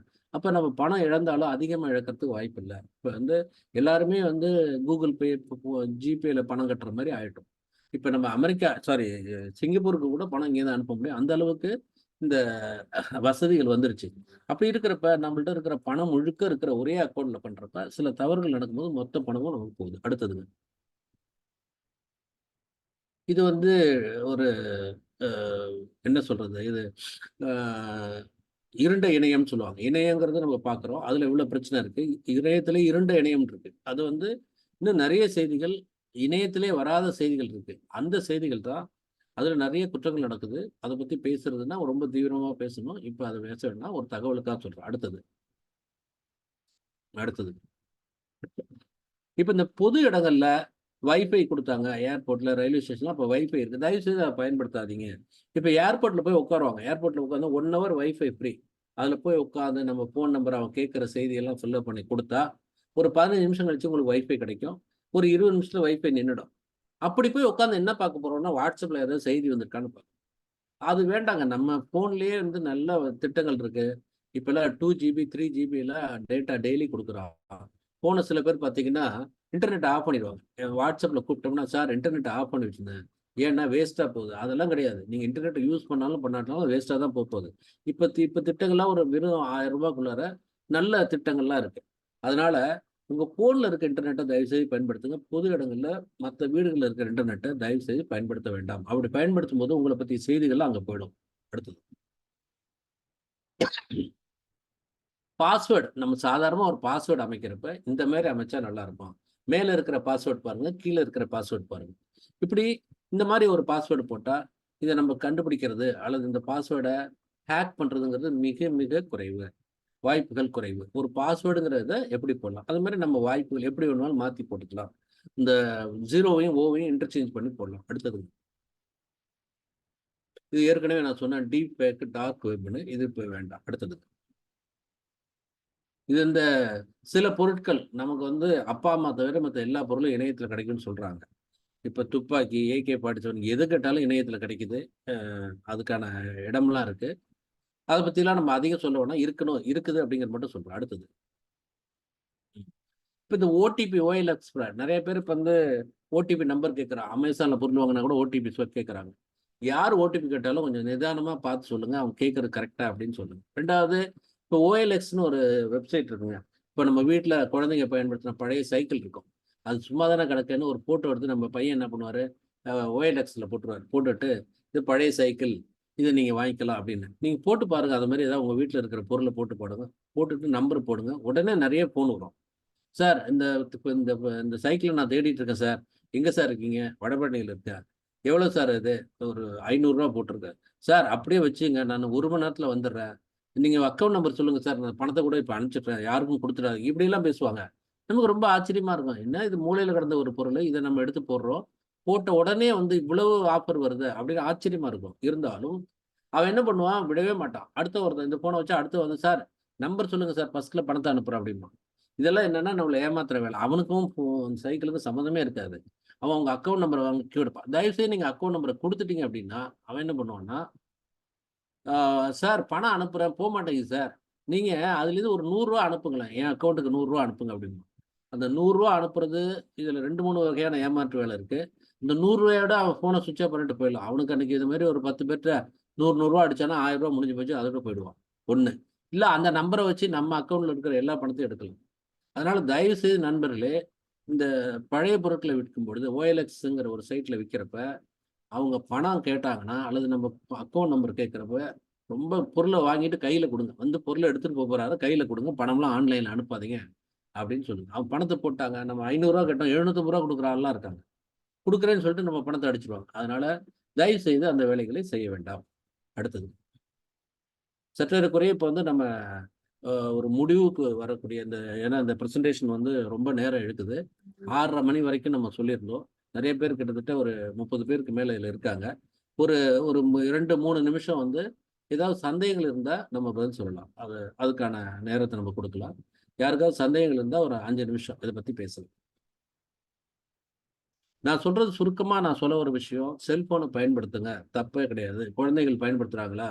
கண்டிப்பா கவனமா அவங்க எப்படி பயன்படுத்தணும் அப்படிங்கிறத சொல்லிக் குடுங்க. பயன்படுத்த சொல்லுங்க. அதுலயும் தப்பு கிடையாது. ஆனால் நான் வந்து இதெல்லாம் இவ்வளவு பிரச்சனை இருக்குன்னு சொல்றீங்களே, நான் பயன்படுத்த மாட்டேன்னு சொல்றது அது சரியாகாது. கவனமா பயன்படுத்தணும். எந்த பொருளையும் இப்ப புதுசு புதுசா டெக்னாலஜி வர்றப்ப, அத நம்ம பயன்படுத்தி தான் ஆகணும். அந்த காலத்துல வந்து மாட்டு வண்டியில போனோம். இன்னைக்கு பஸ்ல போறோம், கார்ல போறோம், ஃப்ளைட்ல போறோம். அப்படி இருக்கிறப்ப நம்ம எல்லாத்தையுமே தயவு செய்து பயன்படுத்தலாம். கொஞ்சம் சற்றே கவனத்துடன் அப்படிங்கிறது தான் என்னுடைய இது. இன்னும் இதுல வந்து நெறைய விஷயங்கள் இருக்கு. கடைசியா வந்து நிறைவா நான் சொல்லக்கூடிய ஒரு விஷயம், கடைசியா வந்துருங்க. செல்போன் அந்த இணையத்தை தடை செய்யலாமா? கண்டிப்பா தடை செய்ய முடியும். அ ஆ இது ஒரு இந்த ஸ்லைட் போடுங்க. Previous slide. இது நெறைய பேரு வந்து இந்த WhatsApp சேஃபா, Telegram சேஃபாலாம் கேட்பாங்க. இந்த ஸ்லைட பார்க்குறவங்க WhatsAppல ஃபோன் பண்ணி பேச மாட்டாங்க. ஏன்னா WhatsAppல சேஃபே கிடையாது. வாட்ஸ்அப் கால் போட்டு பேசுறதுல சேஃபே கிடையாது. இப்ப அது என்னவோ தெரியாத ஒரு வியாதி மாரி எல்லாருக்கும் பழகியிருக்கு. எந்த ஃபோன்ல பேசினாலும் சேஃப் கிடையாது. எந்த ஃபோன் சேஃப் அப்படி உங்க ஃபோன யாரும் ரெக்கார்ட் பண்ண மாட்டாங்க. ரெக்கார்ட் பண்றதுக்கான வாய்ப்புகள் எல்லாருமே இல்லை. 2வது உங்க ஃபோன ரெக்கார்ட் பண்ற அளவுக்கு நீங்க மிகப்பெரிய விஐபியான்னு யோசிச்சுங்க. பெரிய விஐபியா இருக்கும் அப்படின்னா கண்டிப்பா பண்ணுவாங்க. நீங்க அப்படி பெரிய விஐபி இல்ல அப்படின்னா தைரியமா பேசலாம். சாதாரண கால்லயே பேசுங்க. அது ஈஸி. மிகவும் பாதுகாப்பானது. வீட்ல லேண்ட்லைன் இருந்தா அதுல பேசுங்க. ரொம்ப ரொம்ப பாதுகாப்பானது. பேசணும், ரகசியம் பேசணும், முக்கியமான செய்தி சொல்லணும். வாட்ஸ்அப்லாம் வந்து சேஃப்டி கிடையாது. வாட்ஸ்அப்பில் மற்ற எந்த ஒரு இதில் போட்டிருக்க எதுவுமே சேஃப்டி கிடையாது அப்படிங்கிறது தான். அடுத்ததுங்க, இணையத்தை தடை செய்ய முடியுமா? நிச்சயமா முடியும். நம்ம ஜல்லிக்கட்டு காலத்தில் மெரினாவில் பெரிய போராட்டம் நடக்குது. இப்போ மெரினாலேருந்து நிறைய ஃபோட்டோஸ்லாம் எடுத்து வீடியோலாம் எடுத்து அனுப்பிச்சாங்க. அப்போ வந்து இணையம் இல்லாதனால தான் அந்த செய்தி வெளியே போக முடியல. இணையத்தை கண்டிப்பாக தடை செய்ய முடியும். நம்ம இப்போ பந்த் நடத்துகிற மாதிரி அரசாங்கமே இணையத்தை தடை செய்வதற்கு அத்தனை அதிகாரமும் அரசாங்கத்துக்கு இருக்கு. நிறைய இடங்களில் செய்கிறாங்க. காஷ்மீரில் செஞ்சாங்க, அஸ்ஸாமில் செஞ்சாங்க, மணிப்பூரில் செஞ்சாங்க, தமிழ்நாட்டிலையும் செஞ்சுருக்காங்க. அதனால இணையத்தை தடை செய்ய முடியும். அதனால இணையம் தான் இருக்கு அப்படிங்கிறது இல்லை. என்னைக்கு வேணாலும் இணையத்தை தடை செய்யலாம். ஒரு டெம்பரவரியாக பண்ணுவாங்க. பண்ணுறதுக்கு வாய்ப்பு இருக்கு. இப்போ நமக்கு வந்து இந்த மாதிரி பொருள் காணாம போச்சு, பணத்தை அடிச்சிட்டாங்க சார், போலீஸ் ஸ்டேஷனில் போய் கம்ப்ளைண்ட் பண்ணால் பண்ண முடியல, வாங்கிக்க மாட்டேங்கிறாங்க. இது வந்து எல்லாருக்கும் உள்ள ஒரு குற்றச்சாட்டு. போலீஸ் ஸ்டேஷனில் போய் ஃபோன் காணாம போச்சு, என் அக்கௌண்ட்லேருந்து பணத்தை அடிச்சிட்டாங்க அப்படின்னு சொல்கிறோம். அப்படி சொல்கிறப்ப வாங்கிக்கவே மாட்டேங்கிறாங்க. என்ன சார் செய்யறது? அதை பற்றிலாம் ஒன்றும் கவலைப்பட வேணாம். இந்த 1930 அப்படிங்கிற ஒரு நம்பருக்கு ஃபோன் பண்ணுங்க. அது வந்து இன்டராக்டிவ் கால். உடனே நீங்கள் பேச பேச அதுவே சில செய்திகளை கேட்கும். நீங்கள் தகவல்களை சொல்லலாம். சொல்ல அதுவே வெப்சைட் சொல்லும். அதில் போய் நீங்கள் சொல்லலாம். நண்பர்களே, ஃபோன் காணும் அல்லது பொருளை காணும் அப்படின்னு நீங்கள் முடிவு பண்ணால் இந்த இந்த 193 இதில் நான் நிறைய டீட்டெயில்ஸ் கொடுத்துருக்கேன். எப்படி போகிறது, இவ்வளோ விஷயங்கள் தெரிய வேண்டிய அவசியம் இல்லை. cybercrime.gov.in அந்த வெப்சைட்டில் போய் உங்களுடைய புகாரை பதிவு செய்யலாம். இல்லை 1930 பண்ணலாம். இப்படி பண்ணால் அந்த காலத்தில் 100ல் ஃபோன் பண்ணால் போலீஸ் வருவாங்க பார்த்தீங்களா? அதேமாரி இந்த 1930 ஃபோன் பண்ணிங்கன்னா அதெல்லாம் ரெக்கார்ட் பண்ணிவிட்டு, இது வந்து அகில இந்திய அளவில் கொடுக்கப்பட்டிருக்க நம்பரு. இதை பண்ணால் டெல்லியில் ரெக்கார்ட் ஆகும். டெல்லியில் ரெக்கார்ட் ஆகி அந்த சம்மந்தப்பட்ட போலீஸ் ஸ்டேஷனுக்கு வந்துடும். அது எந்த ஒரு போலீஸ் ஸ்டேஷன், இந்த நாட்டில் மூலை முடுக்கில் போலீஸ் ஸ்டேஷன் இருந்தாலும் அவங்களுக்கு வந்துடும். சற்றேறக்குறைய ஒரு 24 ஹவர்ஸுக்குள்ள போலீஸ் உங்களை தேடி வீட்டுக்கு வருவோம். இப்படி ஒரு அமைப்பு நம்மள்ட்ட இருக்கு. குறிப்பாக சைபர் கிரைம், மற்ற கிரைமுக்கு இல்லை, சைபர் கிரைமுக்கு இப்படி இருக்கு. இதை பயன்படுத்தி நீங்கள் ஃபோன் பண்ணினால் உங்களை தேடி போலீஸ் வருவார்கள். சார் சான்ஸே கிடையாது அப்படின்ல, செஞ்சு பாருங்க ஒரு தடவை, கண்டிப்பாக வருவாங்க. ஸோ இது சம்மந்தமாக உங்களுக்கு ஏதாவது சந்தேகங்கள் இருந்தால் நீங்கள் கேட்கலாம். தேங்க்யூ. ஒரு 5 நிமிஷம் சந்தேகங்கள் ஏதாவது இருந்தால் பேசலாம். நன்றி நன்றி சார். முதலியாக வீரசேகரன் சார் ஒரு சந்தேகத்தை கேட்க வந்திருக்காரு. சார், முதல்ல உங்களுக்கு எனது தலை வணங்கிய வணக்கம் சார். தலை வணங்கிய 70 வயசானாலும் உங்களுக்கு அது முதல்ல சொல்லிக்கிறேன் சார். என்னோடது அந்த ஜெனரேஷன் இசட், அது it is consisting like 35% of our population சொல்லியிருக்கீங்க. இப்ப நீங்க கொடுத்த எல்லா செய்திகளையும் 15-16 பேங்க்ல இருந்து வர்ற நம்பர்ல வர்ற பேங்க் SMS-ல இருந்து QR கோடை வந்து கிழிச்செறிய கூடாதுங்கிறதுல இருந்து, ஐயோ, எனக்கு கிடைச்ச செய்திகளை ஒரு நாள் பூரா நான் பேசுவேன். அவ்வளவு உங்கள்ட்ட இருந்து கிடைச்சிருக்கு. என்னோட கேள்வி என்னன்னா சார், இந்த 35% கவர் பண்ற மாதிரி இந்த ஒரு வீடியோவையே நான் எடுக்கிறேன்னு வச்சுங்க, அவங்க எல்லாருக்கும் கொண்டு சேர்த்துட்டேன்னா அவங்கள அப்ப நான் என்ன, அவங்கள அதையும் மீறி தவறு நடந்ததுன்னா நான் என்ன சொல்ல முடியும்? உனக்கு தெரிஞ்சே நீ அலோவ் பண்ணிருக்க, யூடியூப்ல இவ்வளவு பிரச்சனை இருக்கு, வாட்ஸ்அப்ல இவ்வளவு, இதெல்லாம் எல்லா இளைஞர்களுக்கும் போய் சேர்த்துட்டோம்னு வச்சுங்க, அதுக்கப்புறம் நீயாவே தப்பு பண்ணிட்டப்பான்னு சொல்ற அளவுக்கு வருமே. இதுக்கு ஏதாவது உங்க சைட்ல இருந்தோ இல்ல எந்த அமைப்புல இருந்தோ வாய்ப்பு இருக்காங்க சார்? எல்லாருக்கும் கிடைச்சிட்டு தெரிஞ்சே அவன் தவறு செய்யறான், அந்த வாய்ப்பு இருக்காங்கிறது தான் சார் என்னுடைய சிறிய வேண்டுகோள், ஆசை. இது வாய்ப்பு இருக்காங்க சார்? எதுவும் ஐயா வணக்கம். கேட்குற கேள்வி வந்து புரியுது எனக்கு. இது வந்து நம்மளாம் ஊர் கோடி தேர் இழுக்கிற மாதிரி நம்ம தான் அந்த மாதிரி ஒன்று இந்த அவேர்னஸை கிரியேட் பண்ணணும். பள்ளி கல்லூரிகள் எல்லா இடத்துலையுமே வந்து அந்த காலத்தில் வந்து மாரல் கிளாஸஸ்ன்னு இருக்கும், நீதி போதனை வகுப்புகள் இருக்கும். இப்போல்லாம் அது இருக்கிறது இல்லை. இருந்ததுன்னா இந்த மாதிரி செய்திகளை நம்ம சொல்லலாம். இவ்வளவு பிரச்சனைகள் இருக்கு அப்படிங்கிறத நம்ம சொல்லலாம். இது ஏன்னா எல்லாருக்கும் சொல்றது ஒரு துறையோ ஒரு அரசாங்கமோ அதை செய்ய முடியாது. ஊர் கூடி தேர் இழுக்கிற கதை தான் இது. எல்லாருமே நம்ம வந்து நம்ம குடும்பத்தில் உள்ளவர்களுக்கு இதை சொல்லலாம், இவ்வளவு பிரச்சனைகள் இதில் இருக்கு அப்படின்னு சொல்லலாம். அவங்க நண்பர்கள், இப்போ உதாரணமாக பார்த்தா அந்த குழந்தைங்க ஸ்கூலுக்கு போகிறதா இருக்கட்டும், கல்லூரிக்கு போகிறதா இருக்கட்டும், அந்த குழந்தைங்கள்ட்ட நம்ம நிறைய விஷயத்த கற்றுக்குறோம். அவங்க வந்து நிறைய விஷயத்த நமக்கு சொல்லி தராங்க. இப்போ எனக்கு ஒரு பெண் குழந்தை இருக்காங்க, கல்லூரிக்கு போகிறாங்க, அவங்கள்ட்ட இருந்து கற்றுக்கிற விஷயம் தான் நான் அதிகம். அதே மாதிரி நீங்கள் அவங்கள்ட்ட பேசணும். அவங்கள்ட்ட பேசினாவே உனக்கு ஒன்றும் தெரியாதுன்னு தான் ஃபர்ஸ்ட்டு சொல்லுவாங்க. நீ வந்து இதில் சம்மந்தம் இல்லாமல் தலையிடாத, இதை பற்றி உனக்கு என்ன தெரியும் அப்படின்னு தான் சொல்லுவாங்க. பரவாயில்ல, நானும் உன்னிட்ட கற்றுக்கிறேன் அப்படின்னா அந்த குழந்தை உங்களை ஆச்சரியமாக பார்க்கும். நம்ம வளர்க்குறது எப்படின்னா, நம்ம தான் குழந்தைக்கு எல்லாம் சொல்லிக் கொடுக்குறோம். குழந்தைகிட்டே நம்ம கத்துக்கிற அளவுக்கு நமக்கும் மனசு இல்லை, அவங்கள்ட்ட பேசுற அளவுக்கு நமக்கும் நேரம் இல்லை, நம்ம ஒதுங்கிக்கிறோம். தயவுசெய்து அவங்களோட உட்காந்து இன்ஸ்டாகிராம்னா என்னப்பா சொல்லிக் கொடு, என் ஃபோன்ல போட்டு கொடு, நீ இன்ஸ்டாகிராம்ல போடுற செய்தியை எனக்கும் அனுப்பு, நானும் பார்க்குறேனே, நீ நிறைய போட்டோ போடுற, இப்படியே அவங்கள்ட்ட பேச ஆரம்பிச்சிங்கன்னா அவங்கள்ட்ட நிறைய செய்தி வரும், அவங்க எந்த ஏரியாவில் போயிட்டு இருக்காங்கன்னு நமக்கு தெரியும். ஆக ஒரு குடும்பத்திலையும் இதை நம்ம செய்ய ஆரம்பித்தால் நிச்சயமா அந்த நாட்டை வந்து நம்ம அவங்க வந்து தவறாக செய்கிறாங்கல்ல, தெரியாமல் செய்கிறாங்க. அவங்க அது மாதிரி 35% அந்த 6 மணி நேரம் தினம் வந்து இன்டர்நெட்ல அல்லது ஃபோனில் உட்காந்துருக்காங்க அப்படிங்கிறது பல மார்க்கெட்டிங் டிபார்ட்மெண்ட்டு, பொலிட்டிக்கல் பார்ட்டிஸ் அவங்களுக்கெல்லாம் அது மிகப்பெரிய வரப்பிரசாதமாக இருக்கு. அதனால அவங்கெல்லாம் வந்து அதை வந்து எல்லாருமே வந்து நல்லா பண்றாங்க. எப்படியுமே பார்த்தீங்கன்னா, ஒரு ஊர்ல வந்து 100 பேர் இருக்காங்கன்னா, ஒரு 2 பேர் 3 பேர் தான் ரவுடி, அயோக்கியம் இருப்பான். இப்ப அந்த மாதிரி வந்து ஊர்ல இருக்கிற சார் 100க்கு 90% அயோக்கியன்னு சொன்னா போலீஸால வேலை பார்க்க முடியாது. ஏன்னா போலீஸ் 100 பேர்ல பார்த்தீங்கன்னா 20 பேர் தான் போலீஸ் இருப்பாங்க. 20 பேர் எப்படி 100 பேரை கண்ட்ரோல் பண்ண முடியும் அப்படிங்கிறது மிகப்பெரிய ஆச்சரியமான விஷயம். ஏன்னா நம்ம ஊர்ல எல்லாருமே சட்டத்தை மதிச்சு நடக்கக்கூடிய நண்பர்கள் தான். ஒரு 2 பேர் தான் ஒரு ஊர்ல ரவுடி இருப்பான். எங்க ஊர்ல ஒரு 1000 பேர் ரவுடி இருப்பானா, நீ அந்த ஊர்ல இருக்கவே முடியாது. அது வந்து காஷ்மீர் மாரி ஒரு மோசமான ஊரா தான் இருக்கும். ஆக நம்ம பெரும்பாலான நண்பர்கள், பெரும்பாலான மக்கள் சட்டத்தை மதிக்கக்கூடியவர்களா தான் இருக்காங்க.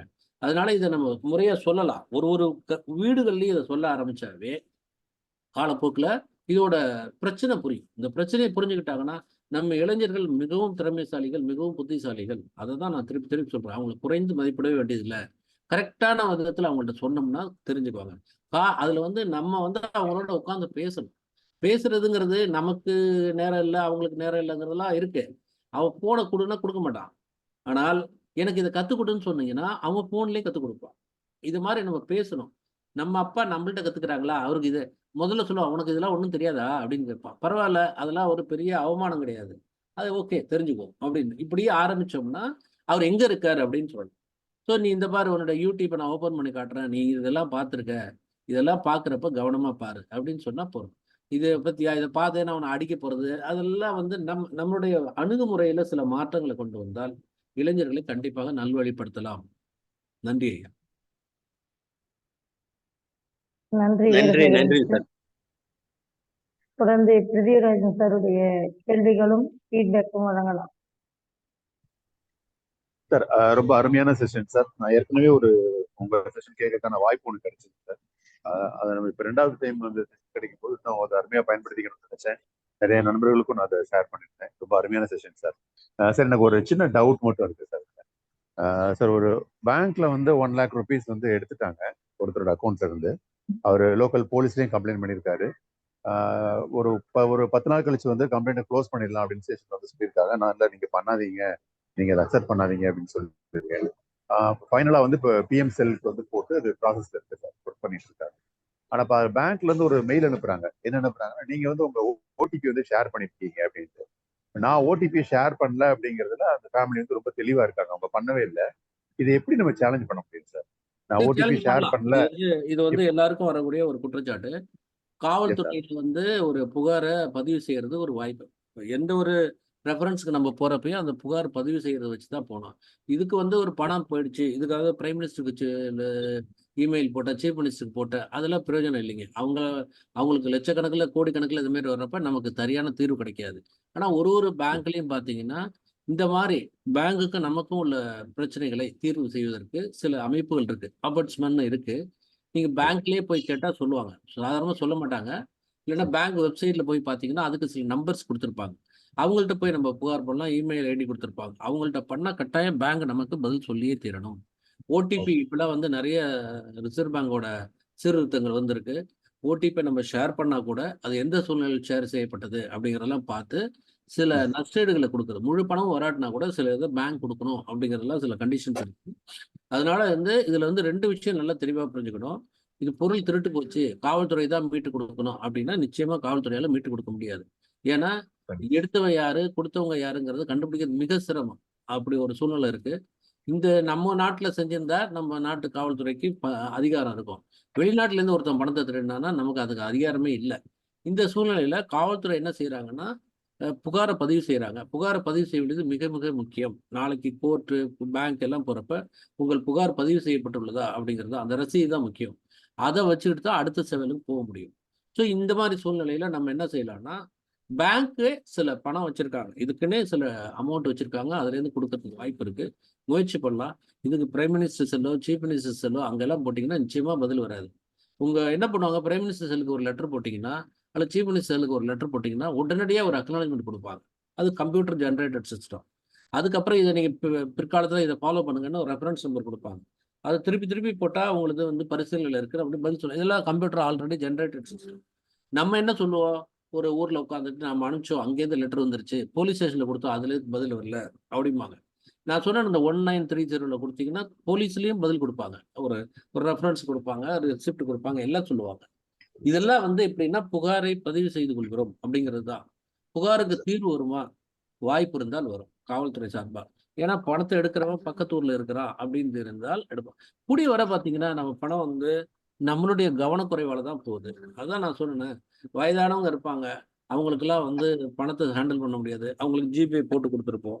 அதுக்கு தனியா ஒரு சின்ன அக்கௌண்ட் மிக குறைவான பணத்தை போடும். அவங்க பென்ஷன் வாங்குவாரு, அந்த அக்கௌண்ட்லேயே எதுக்கு வயசான காலத்துல 2 3 அக்கௌண்ட் அப்படிலாம் இல்லை. இப்போ பேங்க் அக்கௌண்ட்லாம் ரொம்ப சகஜம்.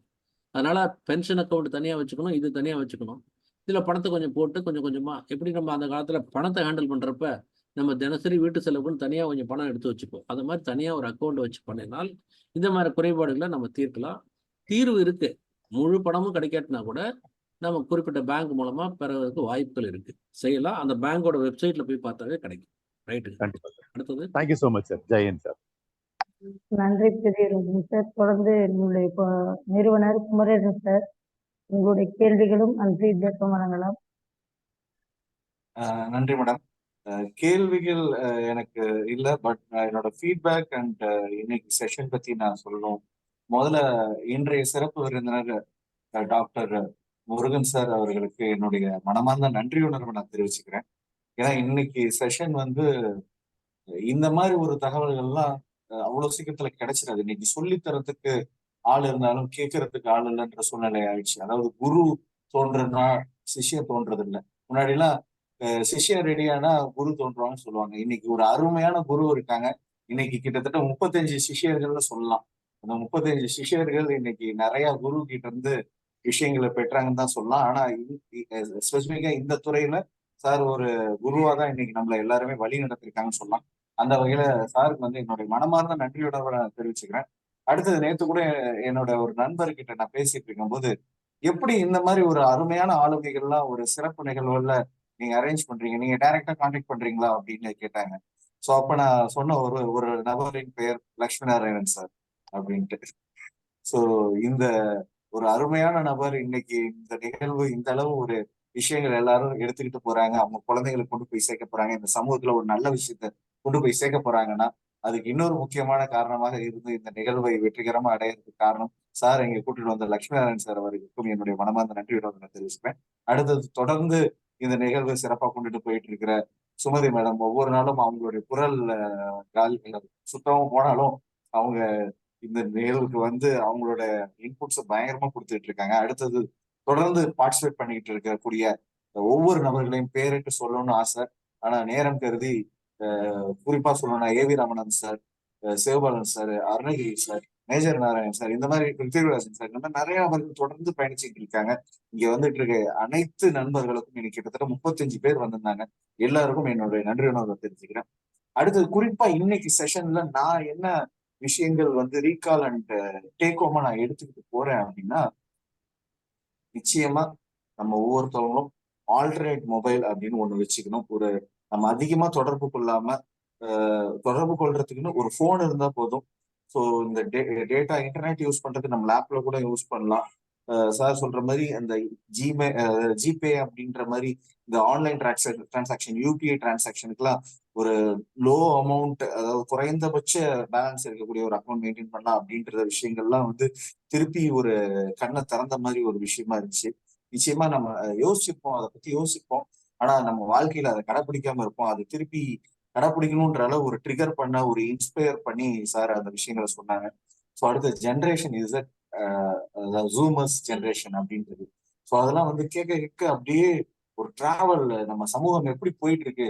ஏன்னா இந்த பயிற்சி துறையில நான் வரதுக்கு முக்கியமான காரணமே அடுத்த ஜென்ரேஷனை நெக்ஸ்ட் லெவல்ல கொண்டுட்டு போகணும், தூங்கிட்டு இருக்க சமுதாயத்தை எழுப்பி விடணும் அப்படின்ற ஒரு எண்ணம் தான். ஸோ அப்படியே என்னோட மைண்ட் எங்கேயோ டிராவல் ஆக ஆரம்பிச்சது அந்த ஜென்ரேஷன் பத்தி பேசும்போது. ஸோ ஒரு உணர்ச்சி பூர்வமா என்னை கொண்டுட்டு போணுச்சு அந்த செஷன், அவங்க ஒவ்வொரு பாயிண்ட் சொல்லும் போது. ஸோ அடுத்தது பாத்தீங்கன்னா அன்சேஃப் சைட்ஸ், சேஃபஸ்ட், அதாவது safest, safer, moderate safer, unsafest site அப்படின்னு 4 கேட்டகரியா பிரிச்சிருந்தாங்க. அதுல நம்ம தினசரி உபயோகிக்கிறது எதுவுமே சேஃபஸ்ட் கிடையாது, அன்சேஃபஸ்ட் அப்படின்றது அப்படியே ஓங்கி அடிச்ச மாதிரி இருந்துச்சு அந்த விஷயங்கள்லாம். அடுத்தது பாத்தீங்கன்னா உங்க போன்ல என்னைக்குமே டெலீட் பண்ண முடியாது அப்படின்னு சொன்னது. நான் நிறைய பேருக்கு அது சொல்லுவேன், நிச்சயமா ரெக்கவரி பண்ணிடலாம் அப்படின்னு. அது வந்து எப்படி சொல்றது, ஒரு மொபைல் ஷாப்ல கொண்டு போய் கொடுத்தா அந்த டேட்டாவை நிச்சயமா அவங்க எடுத்துருவாங்க. என்னதான் நீங்க டெலீட் பண்ணாலும் உங்களோட அந்தரங்கள் படங்கள்லாம் மொபைல் எடுக்கிறது எவ்வளவு ஒரு கொடுமையான விஷயம் அப்படின்றது திருப்பி மூங்கி அடிச்ச மாதிரி இருந்துச்சு. இந்த சமுதாயத்துல இருக்கிற ஒவ்வொரு நபர்களையும் அடிச்ச மாதிரி இருந்துச்சு. அதே அடி எனக்கும் விழுந்த மாதிரி தான் இருந்துச்சு. ஏன்னா இந்த சமூகத்துல நானும் இந்த விஷயங்கள்ல சிக்கி தவிக்கிற ஒரு ஆளா தான் இருந்துகிட்டு இருக்கேன் அப்படின்றதுல எந்த மாற்று கருத்தும் கிடையாது. ஏன்னா கூகுள் கடவுள் அப்படின்றவரு எல்லாருக்கும் கடவுளா தான் இருந்துகிட்டு இருக்காரு. ஸோ அடுத்தது நான் ரொம்ப ரசிச்சு என்ஜாய் பண்ணேன் சார். ஒவ்வொரு விஷயங்கள் சொல்லும் போது நான் என்ஜாய் பண்ணி கவனிச்சேன். ஏன்னா சொல்றது ஒவ்வொன்றும் யதார்த்தமா இருந்தது. இன்னைக்கு இந்த செஷன் வராதவங்களாம் ரொம்ப துரதிருஷ்டசாலி அப்படின்னு நான் சொல்லுவேன். இங்க வந்தவங்க எல்லாருமே நன்றியுணர்வோட வந்திருக்காங்க. இங்க தொடர்ந்து இந்த நற்புணர்வுக்கு நன்றியுணர்வோட இருக்கிற, நன்றின்ற வார்த்தைக்கு இலக்கணமா உள்ளவங்க தான் இன்னைக்கு வந்திருக்காங்க. அது நன்றியுணர்வு இல்லையோ அது வேற விஷயம். ஆனா இன்னைக்கு வராதவங்களா ஒரு துரதிருஷ்டசாலின்னு நான் சொல்லுவேன். ஒரு பாக்கியசாலியா இன்னைக்கு நான் என்ஜாய் பண்ணேன் இந்த செஷனை. எனக்கு ஒண்ணு சொல்ல போனா ரொம்ப எமோஷனலான ஒரு மொமெண்டா இருக்கு. 400வது நாள். ரொம்ப நன்றி சார். திருப்பி திருப்பி நான் அந்த நன்றியோட நான் தெரிவிச்சுக்கிறேன். அடுத்தது இந்த ஃபேஸ்புக், இந்த தமிழ் ஆர்வலர்களை பத்தி சொன்னீங்களா, அதெல்லாம் வேற லெவல் சார். என்னோட நடைமுறை பேச்சு வந்து கலோக்கியலா இருக்கலாம். நான் ரொம்ப என்ஜாய் பண்ணேன் சார். அந்த ஃபேஸ்புக் முகநூல் தமிழ் ஆர்வலர்ன்ற பேர்ல இன்னைக்கு பல பேர் பண்ணிட்டு இருக்க காமெடி பெரிய காமெடியா தான் சார் இருக்கு. அதை வந்து நான் நிறைய நேரத்துல ரீசெண்டா கூட நான் ஒருத்தவங்க பேசும்போது ஏன் இப்படி இருக்காங்க அப்படின்னு, அதாவது தமிழ் மேல பற்றி எல்லாருக்குமே இருக்கும். ஆனா அதை தாண்டி தமிழ் ஆர்வலர்ன்ற பேர்ல நகைச்சுவை காமெடி பண்ணிட்டு இருக்க நிறைய நபர்களை யோசிக்கிற மாதிரி இருந்துச்சு உங்களோட அந்த விஷயம். அதாவது ஷாம்ன்ற பேரை கூட நான் தமிழ் ஆர்வலர்ன்று, அவங்க பேரு அவங்க அப்பா தாத்தா வச்சிருந்து இருப்பாங்க ஷாம்ன்ட்டு, ஆனா இவர் தமிழ் ஆர்வலர்ன்ற பேர்ல சாம் அப்படின்ட்டுருவாங்க. நம்ம ஒரு புது பேரை வச்சிருவோம். சோ அந்த மாதிரி ஒரு விஷயங்கள்லாம் ஒரு ஐ ஓப்பனிங்கா இருந்துச்சு. யாராச்சும் அந்த மாதிரி தமிழ் ஆர்வலர்ன்ற பேர்ல இந்த காமெடி விஷயங்கள் பண்ணிட்டு இருந்தா அவங்களுக்கு ஒரு ஐ ஓப்பனிங்கா நிச்சயமா இருந்திருக்கும். சோ ஒட்டுமொத்தத்துல இன்னைக்கு 400வது நாள் ஒரு மிகப்பெரிய நாளா நற்புணர்வுக்கு அமைஞ்சிருக்கு சார். அதுக்கு என்னுடைய மனமார்ந்த நன்றியுணர்வை நான் தெரிவிச்சுக்கிறேன் சார். நன்றி sir. Thank you so much sir. உங்கள் அனைவருக்கும் வணக்கம், நன்றி. இது ஒரு மிக சிறந்த ஆச்சரியமான ஒரு செய்தியா இருக்கும். அதிகாலையில இந்த மாதிரி ஒரு செய்தியை சொல்றாங்க அப்படின்னு லட்சுமிநாராயண தொடர்பு கொள்றப்போ எனக்கு ஆச்சரியமா இருந்தது. இந்த நண்பர்களை சந்திக்கலாம் அப்படிங்கிறது தான். இது மிக சிறிய குரூப்பு, 25 பேர் 30 பேர் தான் வருவாங்க. பரவாயில்ல, இருந்தாலுமே நமக்கு வந்து யார்கிட்ட அந்த செய்தியை சொல்றோம் அப்படிங்கிறது மிக முக்கியம். 2000 பேர் உள்ள இடங்கள்லையும் பேசியிருக்கோம், 20,000 பேர் உள்ள இடத்துலையும் பேசியிருக்கோம். பல சமயங்கள்ல அப்படி இந்த கோவிட் காலத்துல அப்படியெல்லாம் பேசணும். இணையத்து மூலமா பேசுறப்ப அப்படியெல்லாம் தொடர்பு கொண்டு பேசணும், இதே செய்திகளை சொன்னோம். ஆனா அங்கெல்லாம் கிடைக்காத ஒரு இந்த உணர்வுபூர்வமான ஒரு பதில், அந்த ரெஸ்பான்ஸ்ன்னு சொல்றோம் இல்லையா, இங்க ரொம்ப சிறப்பா இருந்து கேட்டவங்க, பார்த்தவங்க, பேசினவங்க எல்லாருமே வந்து அதுக்கான அது புரிதல் இருக்கு. நம்ம சொல்ற செய்தியை புரிஞ்சிருக்காங்களா அப்படிங்கிறது தான் மிக முக்கியம். இதுல வந்து நிறைய இதை பத்தி பேசிட்டே போகலாம். நேரம் கருதி நான் சுருக்கமா முடிச்சுக்கிட்டேன் ஒழிய, நான் ஏற்கனவே என்னுடைய ஸ்லைட்ஸ்லாம் ரொம்ப குறைச்சேன். இன்னும் வந்து லட்சுமி நாராயணன் போன்றவர்கள்லாம் ஏற்கனவே ஒரு இடத்துல ஒரு ஹோட்டல்ல வச்சு நடத்தணும். அப்ப நிறைய ஒரு 2.5 மணி நேரம் 3 மணி நேரம் பேசின செய்தி இப்ப ரொம்ப ஒரு 1/2 மணி நேரம் 3/4 மணி நேரத்துல பேசணுங்கிற சூழ்நிலை வர்றப்ப குறைச்சுக்கிட்டோம். ஆனா சொல்ல வேண்டியதெல்லாம் சொல்லியிருக்கேன். இது ஒரு வாய்ப்பை உருவாக்கி கொடுத்த, உங்களை எல்லாம் சந்திக்கிற வாய்ப்பை உருவாக்கி கொடுத்தவங்க அனைவருக்கும் என்னுடைய நன்றி. அதான் நான் ஏற்கனவே சொன்ன மாதிரி இதுல பெரும்பாலும் பார்த்தீங்கன்னா அந்த நாகப்பட்டினம், மயிலாடுதுறை, எனக்கு சொந்த ஊரே நாகப்பட்டினம் மாவட்டம், படிச்சது மயிலாடுதுறை, திருவாரூர். அதனால அந்த பகுதியில் உள்ள மக்களுக்கு நான் செய்யற ஒரு நன்றி கடன் மாதிரி இது எனக்கு தோணுச்சு. உங்கள் அனைவருக்கும் நன்றி, வணக்கம். ஐஜி சார் அவர்களுக்கு ஏவி ராமநாதன் இருக்கிற ஒரு மூர்த்த கார்பரேட் ட்ரெயினர் இருக்காரு, அவர் உங்கள்கிட்ட ஒரு கேள்வி கேட்க விரும்புறாரு. கேளுங்க. கேள்வி எதுவும் கேட்கல சார். நான் வந்து அவர் ஃபீட்பேக் தான் கொடுக்குறேன். ரொம்ப ஒரு 400வது நாள் நற்புலரி என்று மிக மிக மிக அருமையான ஒரு பேச்சாளர், சிந்தனையாளர், ஒரு உயர்நிலையில் உள்ள போலீஸ் அதிகாரியை நீங்கள் எப்படி ஏற்பாடு செய்தீர்கள், இவ்வளவு குறுகிய காலத்தில் ஏற்பாடு செய்தது எனக்கு மிக பிரமிப்பாக இருக்கிறது. இந்த பிரமிப்பிலிருந்து அந்த பிரமிப்பிலிருந்து நான் இன்னும் மீளவில்லை. ஆச்சரியமாக இருக்கிறது. ஒரு ஒரு தமிழ் பேராசிரியர், ஒரு மேடை பேச்சாளர், ஒரு உயர்நிலை போலீஸ் அதிகாரி என்ற 3 திறன்களையும் சேர்ந்த ஒரு நபராக டாக்டர் முருகன் ஐபிஎஸ் அவர்களை நான் பார்க்கிறேன். இப்படி ஒரு அருமையான ஒரு மனிதரை வைத்து இன்று ஒரு அருமையான ஒரு உரையை நிகழ்த்தியது மிகப்பெரிய ஒரு முத்தாய்ப்பு, ஒரு மிகப்பெரிய ஒரு மைல்கல். 400வது நாள் என்ற ஒரு மைல்கல்லில் மிக அருமையான பேச்சாளரை வைத்து அருமையான கருத்துக்களை கொடுத்திருக்கிறீர்கள்.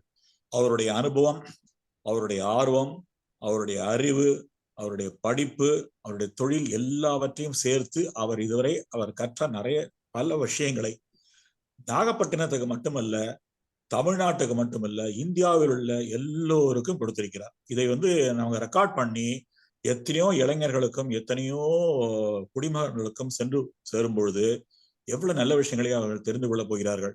பாருங்க, அந்த வாட்ஸ்அப் கால் சேஃப் கிடையாது.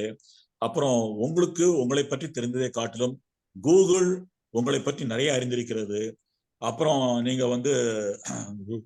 அக்கௌண்ட்ல ஜிபே எல்லாம் பண்ணும்பொழுது குறைந்த பணம் இருக்கக்கூடிய அக்கௌண்ட்டை உபயோகப்படுத்துங்க. ஏதாவது தப்பு நடந்தா கூட குறைஞ்ச அமௌண்டோட போகும். இப்படி நிறைய விஷயங்களை சொல்லியிருக்காரு. ஸோ மிக அருமையான கருத்துக்கள். உங்களுடைய அனுபவத்தை நீங்கள் பகிர்ந்து கொண்டீர்கள். டாக்டர் முருகன் ஐபிஎஸ் சார், உங்களுக்கு மனப்பூர்வமான நன்றியும் பாராட்டுகளையும் தெரிவித்துக் கொள்கிறேன். ஏன்னா ஒரு உயர்நிலையில் உள்ள போலீஸ் அதிகாரி மேலோட்டமா சொல்லிட்டு விட்டுருவாங்க. சமூக அக்கறையோட எல்லோருக்கும் நல்ல பயன் தர வேண்டும் என்பதற்காக இவ்வளவு ஆர்வத்தோடும் இவ்வளவு ஈடுபாட்டோடும் சொன்ன ஒரு அதிகாரிகளை நான் அதிகம் பார்த்ததில்லை. நானும் ஒரு மத்திய அரசாங்கத்தில் பணியாற்றிய உயர் அதிகாரி தான். ஆனால் இவ்வளவு தூரத்துக்கு ஒரு இறங்கி பொதுமக்களுக்கு உபயோகமான விஷயங்களை சொல்லக்கூடிய ஒரு நல்ல விஷயத்தை விடிய காலையில் நீங்கள் சொன்னது மிக மிக அருமை சார். உங்களுக்கு மனப்பூர்வமான பாராட்டுகளை தெரிவித்துக் கொள்கிறேன். இந்த அருமையான ஒரு பேச்சை ஏற்பாடு செய்த நற்புலரி நிறுவனர் திரு குமரேசன், அவருக்கு உதவி செய்த திரு லட்சுமி நாராயணன், சுமதி மற்றும் அனைவர்களுக்கும் என்னுடைய மனப்பூர்வமான பாராட்டுக்கள். இந்த நற்புலரி மேலும் மேலும் மேலும் பல மைல்கல்களை தொட வேண்டும் என்று நான் வாழ்த்தி அனைவரையும் மீண்டும் பாராட்டி என்னுடைய வாய்ப்புக்கு நன்றி கூறி விடைபெறுகிறேன். வாழ்க வளமுடன். தேங்க்யூ. நன்றி ஐயா, வணக்கம். நான் ஏற்கனவே சொன்ன மாதிரி தமிழ் நம்ம இயற்கையாகவே அந்த பகுதியில் எந்த பகுதியில் இருந்தாலும் தமிழ்நாட்டு நண்பர்கள் அப்படிங்கிறப்ப கண்டிப்பாக தமிழ் வரும். நான் திருவாரூரில் படிக்கிறப்ப இப்போ மேடை பேச்சாளராக மிக சிறப்பாக பேசி கொண்டு இருக்கிற ஐயா தான் எனக்கு தமிழாசிரியர். சண்முக வடிவேல் ஐயா, சண்முக வடிவேல் மேடை பேச்சாளர். அவர் தான் எங்களுடைய தமிழாசிரியர். நான் திருவாரூர்ல பாய்ஸ் ஹைஸ்கூல்ல படிக்கிறப்ப 79, 80 அந்த காலகட்டத்தில் படித்தோம். அதனால தமிழ் இயற்கையா நமக்கு வர்றது, அதுல ஒன்றும் இல்லை. இன்னும் சொல்லப்போனா இதுல நான் இந்த நிகழ்ச்சியில சொன்ன செய்திகள் எதுவுமே புத்தகங்கள்ல வராது. காரணம் என்னன்னா, இதெல்லாம் எங்களுடைய சொந்த அனுபவங்கள். நாங்கள் ஒருத்தரையா எப்படி இந்த வழக்குகளை நேரடியா சந்திச்சோம், அது பாதிக்கப்பட்டவர்களை அவங்க கேட்ட கதைகள்ல இருந்து எடுக்கப்பட்ட தொகுப்பு தான் இது ஒழிய இது சொல்லுவாங்கல்ல, இது அத்தனையும் கதையல்ல, நிஜம். அதனாலதான் அனுபவத்தின் அடிப்படையில இதை இப்படி செய்யலாம், இதை எப்படி செய்யலாம் அப்படிங்கிறது தான் நம்ம சொல்லியிருப்போம். அனுபவங்கள் ஒவ்வொரு பீரியட் ஒரு சற்றேறக்குறைய ஒரு 30 ஆண்டுகள்ல என்னென்ன வகையான செய்திகள் வந்திருக்கு. இப்ப இந்த இணையவழி குற்றம் அப்படிங்கிறது 2000லேருந்து தான் மிக மோசமான சூழ்நிலை இருந்தது. இப்போ 2000லேருந்து சற்றேறக்குறைய ஒரு 25 வருஷத்துல தான் இந்த இணையவழி குற்றங்கிறது ரொம்ப சீரியஸ். 2002, 2003 தான் நாங்கள் முதல்ல இந்த பிரச்சனைகளை சந்திக்க ஆரம்பிச்சோம். இப்போ 25 வருஷமா ரொம்ப தீவிரமா இருக்கு. இந்த அனுபவங்களின் தொகுப்பு அதுல ஒரு பகுதியை தான் இப்போ உங்களுக்கு சொன்னேன். உங்கள் அனைவருக்கும் என்னுடைய நன்றியும் வாழ்த்துக்களையும் தெரிவிக்கிறேன். வணக்கம். Big salute you sir. Big salute. நன்றி நன்றி சார். தொடர்ந்து லட்சுமணன் சார் உங்களுடைய கேள்விகள் அனுப்பிங்க. மிக்க நன்றி. நம்ம சீஃப் கெஸ்டா வந்தக்கூடிய முனைவர் எஸ் முருகன் ஐபிஎஸ் ஐயா அவர்களுக்கு இந்த நேரத்தில் என்னுடைய நன்றியை தெரிவித்துக் கொள்ள கடமைப்பட்டிருக்கின்றேன். நாங்கள் ஒரு அமைப்பின் சார்பாக அவரை நாங்கள் அழைத்திருந்தோம். ஜிஆர்டி கன்வென்ஷன் சென்டரில் சென்னையில் ஒரு நிகழ்ச்சி ஏற்பாடு செய்திருந்தோம். அதற்கு ஐயா அவர்கள் சிறப்பு விருந்தினராக கலந்து கொண்டு முற்றிலும் ஒரு பெரிய மிக விரிவான ஒரு பயிற்சி எங்களுக்கு வழங்கினார். அந்த வகையில் அப்போதுதான் எனக்கு முதலாக அறிமுகமானார். எப்பொழுதுமே நான் தேடல்களில் உள்ளவன் என்கிற அடிப்படையில் நிறைய நண்பர்களை, நிறைய விஐபிகளை நான் எப்போதுமே நான் குறித்து வைத்துக் கொள்வேன். அதற்கான சந்தர்ப்பங்கள் வரும்போது அந்த இடத்தில் அவர்களுடைய உதவியோ அவருடைய சேவையோ பெற்றுக்கொள்வது என்னுடைய வழக்கம். அந்த வகையில் இன்றைய தினம் இந்த மாதம் முழுவதும் நம்ம சைபர் அவேர்னஸ் குறித்த விழிப்புணர்வு நிகழ்ச்சி நடத்தி வருவதால் இதற்குரிய நபராக அவரை தெரிவு செய்து அவருக்கு நான் போன் செய்வதற்கு முன்னாக சாட் செய்தேன். அவர் உடனே தொடர்பு அவரே வந்துட்டார் லைன்ல. மறுநாள் 8:30 மணிக்கு நம்ம பேசுவோம்னு சொன்னாரு. நான் ஒரு டிராவல்ல இருந்ததுனால உடனே போக முடியல. அவரே லைன்ல வந்துட்டார். அவருடைய பெருந்தன்மை இந்த நேரத்தில் நான் நன்றியுடன் பாராட்ட கடமைப்பட்டிருக்கின்றேன். உயர் அதிகாரியாக இருந்தாலும் அதில் ஒரு ஈகோ இல்லாமல் அவர் சிறப்பாக அவருடைய பணி செய்திருந்தார். மண்ணின் மைந்தர் என்பது போல தஞ்சை மாவட்டத்திற்குரிய அந்த பண்பு, நல்ல பண்பு அவரிடத்தில் இன்றும் இருக்கிறது என்பதை நினைத்து நான் பாராட்ட கடமைப்பட்டிருக்கின்றேன். ஐயா அவர்களுடைய அந்த சைபர் குற்றங்கள் குறித்த ஒரு விழிப்புணர்வு நிகழ்ச்சி இன்று வழங்குவதற்கு ஒரு சிறு கருவியாக இருந்ததில் நான் பெரிதும் மகிழ்ச்சி அடைகின்றேன். அவரிடம் பேசுவதற்கு, கற்றுக்கொள்வதற்கு நம்மிடம் நிறைய விஷயங்கள் இருந்தாலும் கூட கால நேரத்தை கருதி இன்று மிக சுருக்கமாக சில விஷயங்களை நமக்கு எடுத்துரைத்தார். பயன்பாட்டாளர்கள் மிக குறைந்த அளவே இருந்தாலும் கூட பின்னாளில் அது யூடியூபில் பதிவு செய்யும் போது நிறைய பேர் பார்த்து நிறைய கற்றுக்கொள்வதற்கான ஒரு விஷயமாக இருக்கும். இந்த 400வது நாள் நிகழ்ச்சியில் பங்கு கொண்ட ஐயா அவருக்கு நன்றி தெரிவித்துக் கொள்வதுடன் முதல் 100வது நாள் நிகழ்ச்சியில் பங்கு கொண்ட சோமவல்லியப்பன், எழுத்தாளர் மற்றும் நிதி நிபுணத்துவர் மற்றும் 150 நாளை கலந்து கொண்ட கவி முருகபாரதி, HR ட்ரெய்னர் மற்றும் எழுத்தாளர், 200 நாளில் கலந்து கொண்ட ஓய்வு பெற்ற IRS அதிகாரி சோம நாகலிங்கம் ஐயா அவர்கள் மற்றும் 250 நாளில் கலந்து கொண்ட முன்னாள் துணைவேந்தர், ஆசிரியர் கல்வியியல் பல்கலைக்கழகம் முனைவர் பஞ்சநாதம், அண்ணாமலை பல்கலைக்கழகத்தின் முன்னாள் பதிவாளர் அவருக்கும் சரி, 300வது நாள் நிகழ்ச்சி கலந்து கொண்ட உழைப்பால் உயர்ந்த VKT பாலன், மதுரா டிராவல்ஸ் உரிமையாளராகவும், 350வது நாளில் நம்முடன் சிறப்பாக கலந்து கொண்ட முனைவர் கோபிநாத், விளையாட்டு பல்கலைக்கழக பதிவாளர் மற்றும் 365வது நாளில் சிறப்பான நிகழ்ச்சியில் கலந்து கொண்டு விளையாட்டுத்துறை சம்பந்தமான பல விஷயங்களை நம்மளிடம் பகிர்ந்து கொண்ட என்னுடைய சீனியரும் கல்லூரியில் இந்திய விளையாட்டு ஆணையத்தின் சீனியர் அதிகாரியும் சர்வதேச கைப்பந்து பயிற்சியாளருமான கார்த்திகேயன் அவர்களுக்கும் நன்றி தெரிவித்துக் கொள்கிற கடமைப்பட்டிருக்கின்றோம். தொடர்ந்து நிகழ்ச்சியில் கலந்து கொண்டு இருக்கக்கூடிய மூத்தவர்கள் இன்று நன்றி தெரிவிக்கும் போது அவர் பெயர் விடுபட்டு விட்டது. நம்மளுடைய சார் தாமோதரன் சார் திருப்பூரிலிருந்து கலந்து கொள்கிறார். 73 வயதிலும் மிக ஆர்வமாக அதிகாலையில் இருந்து குளித்து விட்டு உட்கார்ந்து நிகழ்ச்சியை கண்டுகளித்து ஃபீட்பேக்கை வழங்கக்கூடிய நல்லதொரு பண்பாளர். அவருக்கும் இந்த நேரத்தில் நற்புலரி சார்பாக நன்றி தெரிவித்துக் கொண்டு இந்த நிகழ்ச்சியை பெருந்தன்மையோட கலந்து கொண்டு அவருடைய அனைத்து விஷயங்களையும் பகிர்ந்து கொண்ட ஐயாவுக்கு மீண்டும் நன்றி தெரிவித்து தொடர்ந்து இதில் பங்கேற்றுக் கொண்டிருக்கக்கூடிய அனைத்து நல்லுள்ளங்களையும் இந்த நேரத்தில் நன்றியுடன் நாங்கள் நினைத்து பார்க்கின்றோம். நல்ல விஷயத்தை நாளும் கற்றுக்கொண்டு அதை நம் வாழ்க்கையை பயன்படுத்தி அதிகாலை பொழுது அற்புத பொழுதாக மாற்றும் அனைத்து நல்லுள்ளங்களுக்கும் நன்றி. தொடர்ந்து பல புதிய நண்பர்களையும் அழைத்து வாருங்கள். 100 பேர் இணைந்து கொள்ளக்கூடிய வசதியுடன் இருக்கக்கூடிய இந்த தளத்தை அடுத்ததாக 300 பேர் இணையக்கூடிய ஒரு தளமாக மாற்ற வேண்டும்.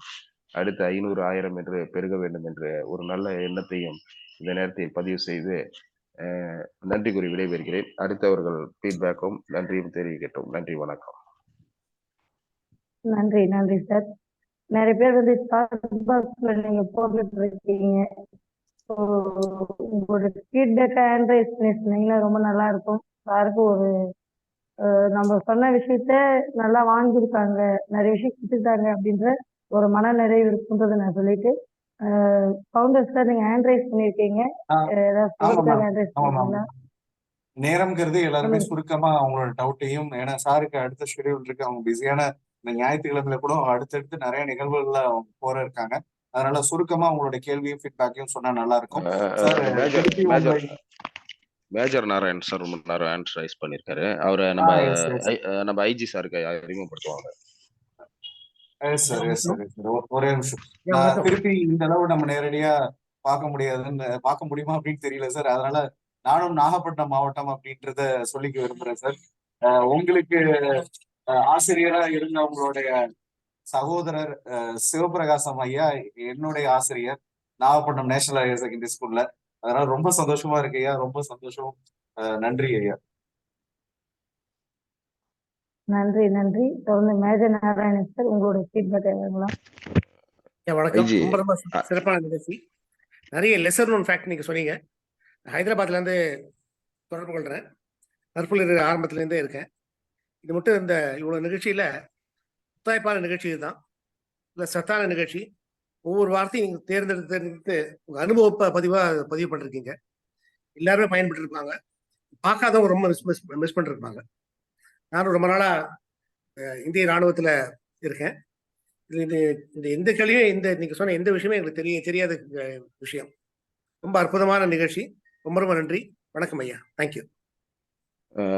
முனைவர் ஐஜி சார் அவர்களுக்கு ஒரு சின்ன அறிமுகம். மேஜர் நாராயணன் சார் வந்து நம்முடைய இராணுவத்திலிருந்து ஓய்வு பெற்றவர். கார்கில் போரில் முக்கியமாக இவருடைய அணி சிறப்பான தளங்களில் பணியாற்றி நமக்கு வெற்றி வாகி சூடி தந்த பெருமைக்கு உரியவர். அவரை உங்களுக்கு அறிமுகம் செய்வதில் நான் பெருமகிழ்ச்சி அடைகிறேன். வணக்கம் மேஜர் ஐயா. வணக்கம். நன்றி. நன்றி நன்றி சார். தொடர்ந்து திருமூர்த்தி சார் உங்களுடைய ஃபீட்பேக்கை வழங்கலாம். அனைவருக்கும் வணக்கம், வாழ்த்துக்கள், சந்தோஷம், மிக்க மகிழ்ச்சிங்க ஐயா. மேலுமே பலதரப்பட்ட செய்திகள் அவர் சொன்னது பூராமே வந்து அவரு நடைமுறையில் இருந்ததுதான் சொன்னாங்க அப்படின்னு சொன்னாங்க. மிக்க மகிழ்ச்சி. இந்த இதுல கலந்துகிட்டவங்களுக்கும் சரி, மறுபடியும் யூடியூப்ல போடும்போதும் இந்த செய்தி பலதரப்பட்ட மக்களுக்கு போய் பலதரப்பட்ட நன்மைகளை தருங்கிறது உண்மை. மிக்க நன்றி ஐயா. இந்த காலை பொழுதில் நாங்கள் அனைவருமே நற்பொழி இருக்கிறதுனால தெரிஞ்சுக்கிட்டோம். இந்த நற்பொழி அமைப்புக்கும் நன்றியும் வாழ்த்துக்களையும் கூறிக்கொள்கிறேன். நன்றி, வணக்கம், வாழ்த்துக்கள், சந்தோஷம். இந்த நாள் இனிமையான நாளை தந்த இறைவனுக்கு நன்றி. உணவுப் பொருள் உலகமையும் நதிகள் தேசியம். மிக்க மகிழ்ச்சி ஐயா. இந்த வாய்ப்பை கொடுத்த அனைவருக்கும் நன்றி. நன்றி நன்றி சார். தொடர்ந்து தாமோதரன் சார். ஒரு செய்தி அனைவருக்கும் வணக்கம். நேரம் கருதி நான் இன்னொரு நிகழ்ச்சியில கலந்து கொள்ள வேண்டிய கட்டாயம் இருக்கனால நான் ஒரு செய்தியை சொல்றேன். உங்களுக்கு ஏதாவது குறைகள் அல்லது ஏதாவது தொடர்பு கொள்ளணும் அல்லது செய்தியை சொல்லணும் அப்படின்னு நினைச்சா என்னுடைய ஃபோன் நம்பர், இமெயில் அட்ரஸ் கொடுத்துருக்கு. அதை கூட நீங்கள் திரும்பி போடலாம். அதில் ஏன்னா இது ரொம்ப சின்ன குரூப் தான். அதனால ஒரு சில பேர் பேசுறதுக்கோ அல்லது மெசேஜ் பண்ணால் அவர் லட்சுமி நாராயணன் கேட்டாலும் சொல்லுவார், குமரேசன் கேட்டாலும் சொல்லுவாங்க. இது அவங்களுடைய வாங்கி ஃபோன் நம்பர் வாங்கி நீங்கள் ஏதாவது கண்டிப்பாக இந்த விஷயத்துக்கு ஒரு கிளாரிஃபிகேஷன் கேட்கணும் அப்படி இருக்கிற செய்தியை எனக்கு நீங்கள் வாட்ஸ்அப்லேயே ஒரு மெசேஜ் போட்டிங்கன்னா கூட நான் திருப்பி பதில் சொல்லுவேன், தேவைன்னா பேசுவேன். ஸோ அதையும் நான் உங்களுக்கு சொல்கிறேன். ஸோ ஏன்னா இது வந்து ரொம்ப சின்ன குரூப் தான். எல்லாரும் வந்து ஆர்வமாக கலந்துக்கிறதுனால இவங்களுடைய ஏதாவது குறைகள் இருந்தால், அதாவது அவங்களுக்கு அந்த குறைகளை எப்படி சரி செய்யலாம் அப்படிங்கிறத நம்ம சொல்லலாம். அந்த வகையில் உங்கள் அனைவருக்கும் என்னுடைய வணக்கம். நன்றி. மிக்க நன்றி ஐயா தங்கள் வயதுக்கு. இன்னும் 2 பேர் அவர்களுடைய ஃபீட்பேக்கை வழங்கி நிகழ்ச்சியை நிறைவு செய்திருக்கலாம். உங்களுடைய ஃபீட்பேக்கை வழங்கலாம். நன்றி சார். முருகரே நேரடியாக வந்து செல்போனை பற்றி மிக விரிவாக எடுத்துரைத்தது போல இருந்தது. செல்போனுடைய பயன்பாட்டாளர்களுக்கு இது மிகவும் அவசியமான ஒரு நிகழ்ச்சி. முருகன் சார் அவர்களுக்கும் நற்புலரி இதை உங்களை அறிமுகப்படுத்தி எங்களுடைய குறைகளையும் எது செய்யக்கூடாது என்பதை விரிவாகவும் விளக்கமாகவும் எடுத்துரைத்த முருகன் சார் அவர்களுக்கு என்னுடைய மனமார்ந்த வாழ்த்துக்களையும் நன்றிகளும் தெரிவித்துக் கொள்கிறேன்.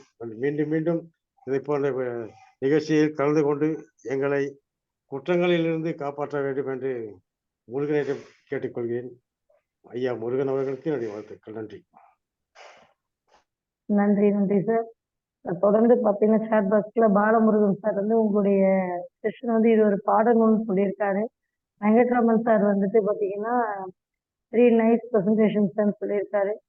லாவண்யா மேடம்னு சொல்லியிருக்கு, ஒரு ஐ ஓப்பனரா இது இருந்துச்சு எங்களுக்குன்னு சொல்லியிருக்காங்க. ஸோ நளினின்றவங்க வந்துட்டு இதுவும் எங்களுக்கு ஒரு ஐ ஓப்பனரா இருந்துச்சு சொல்லியிருக்காங்க.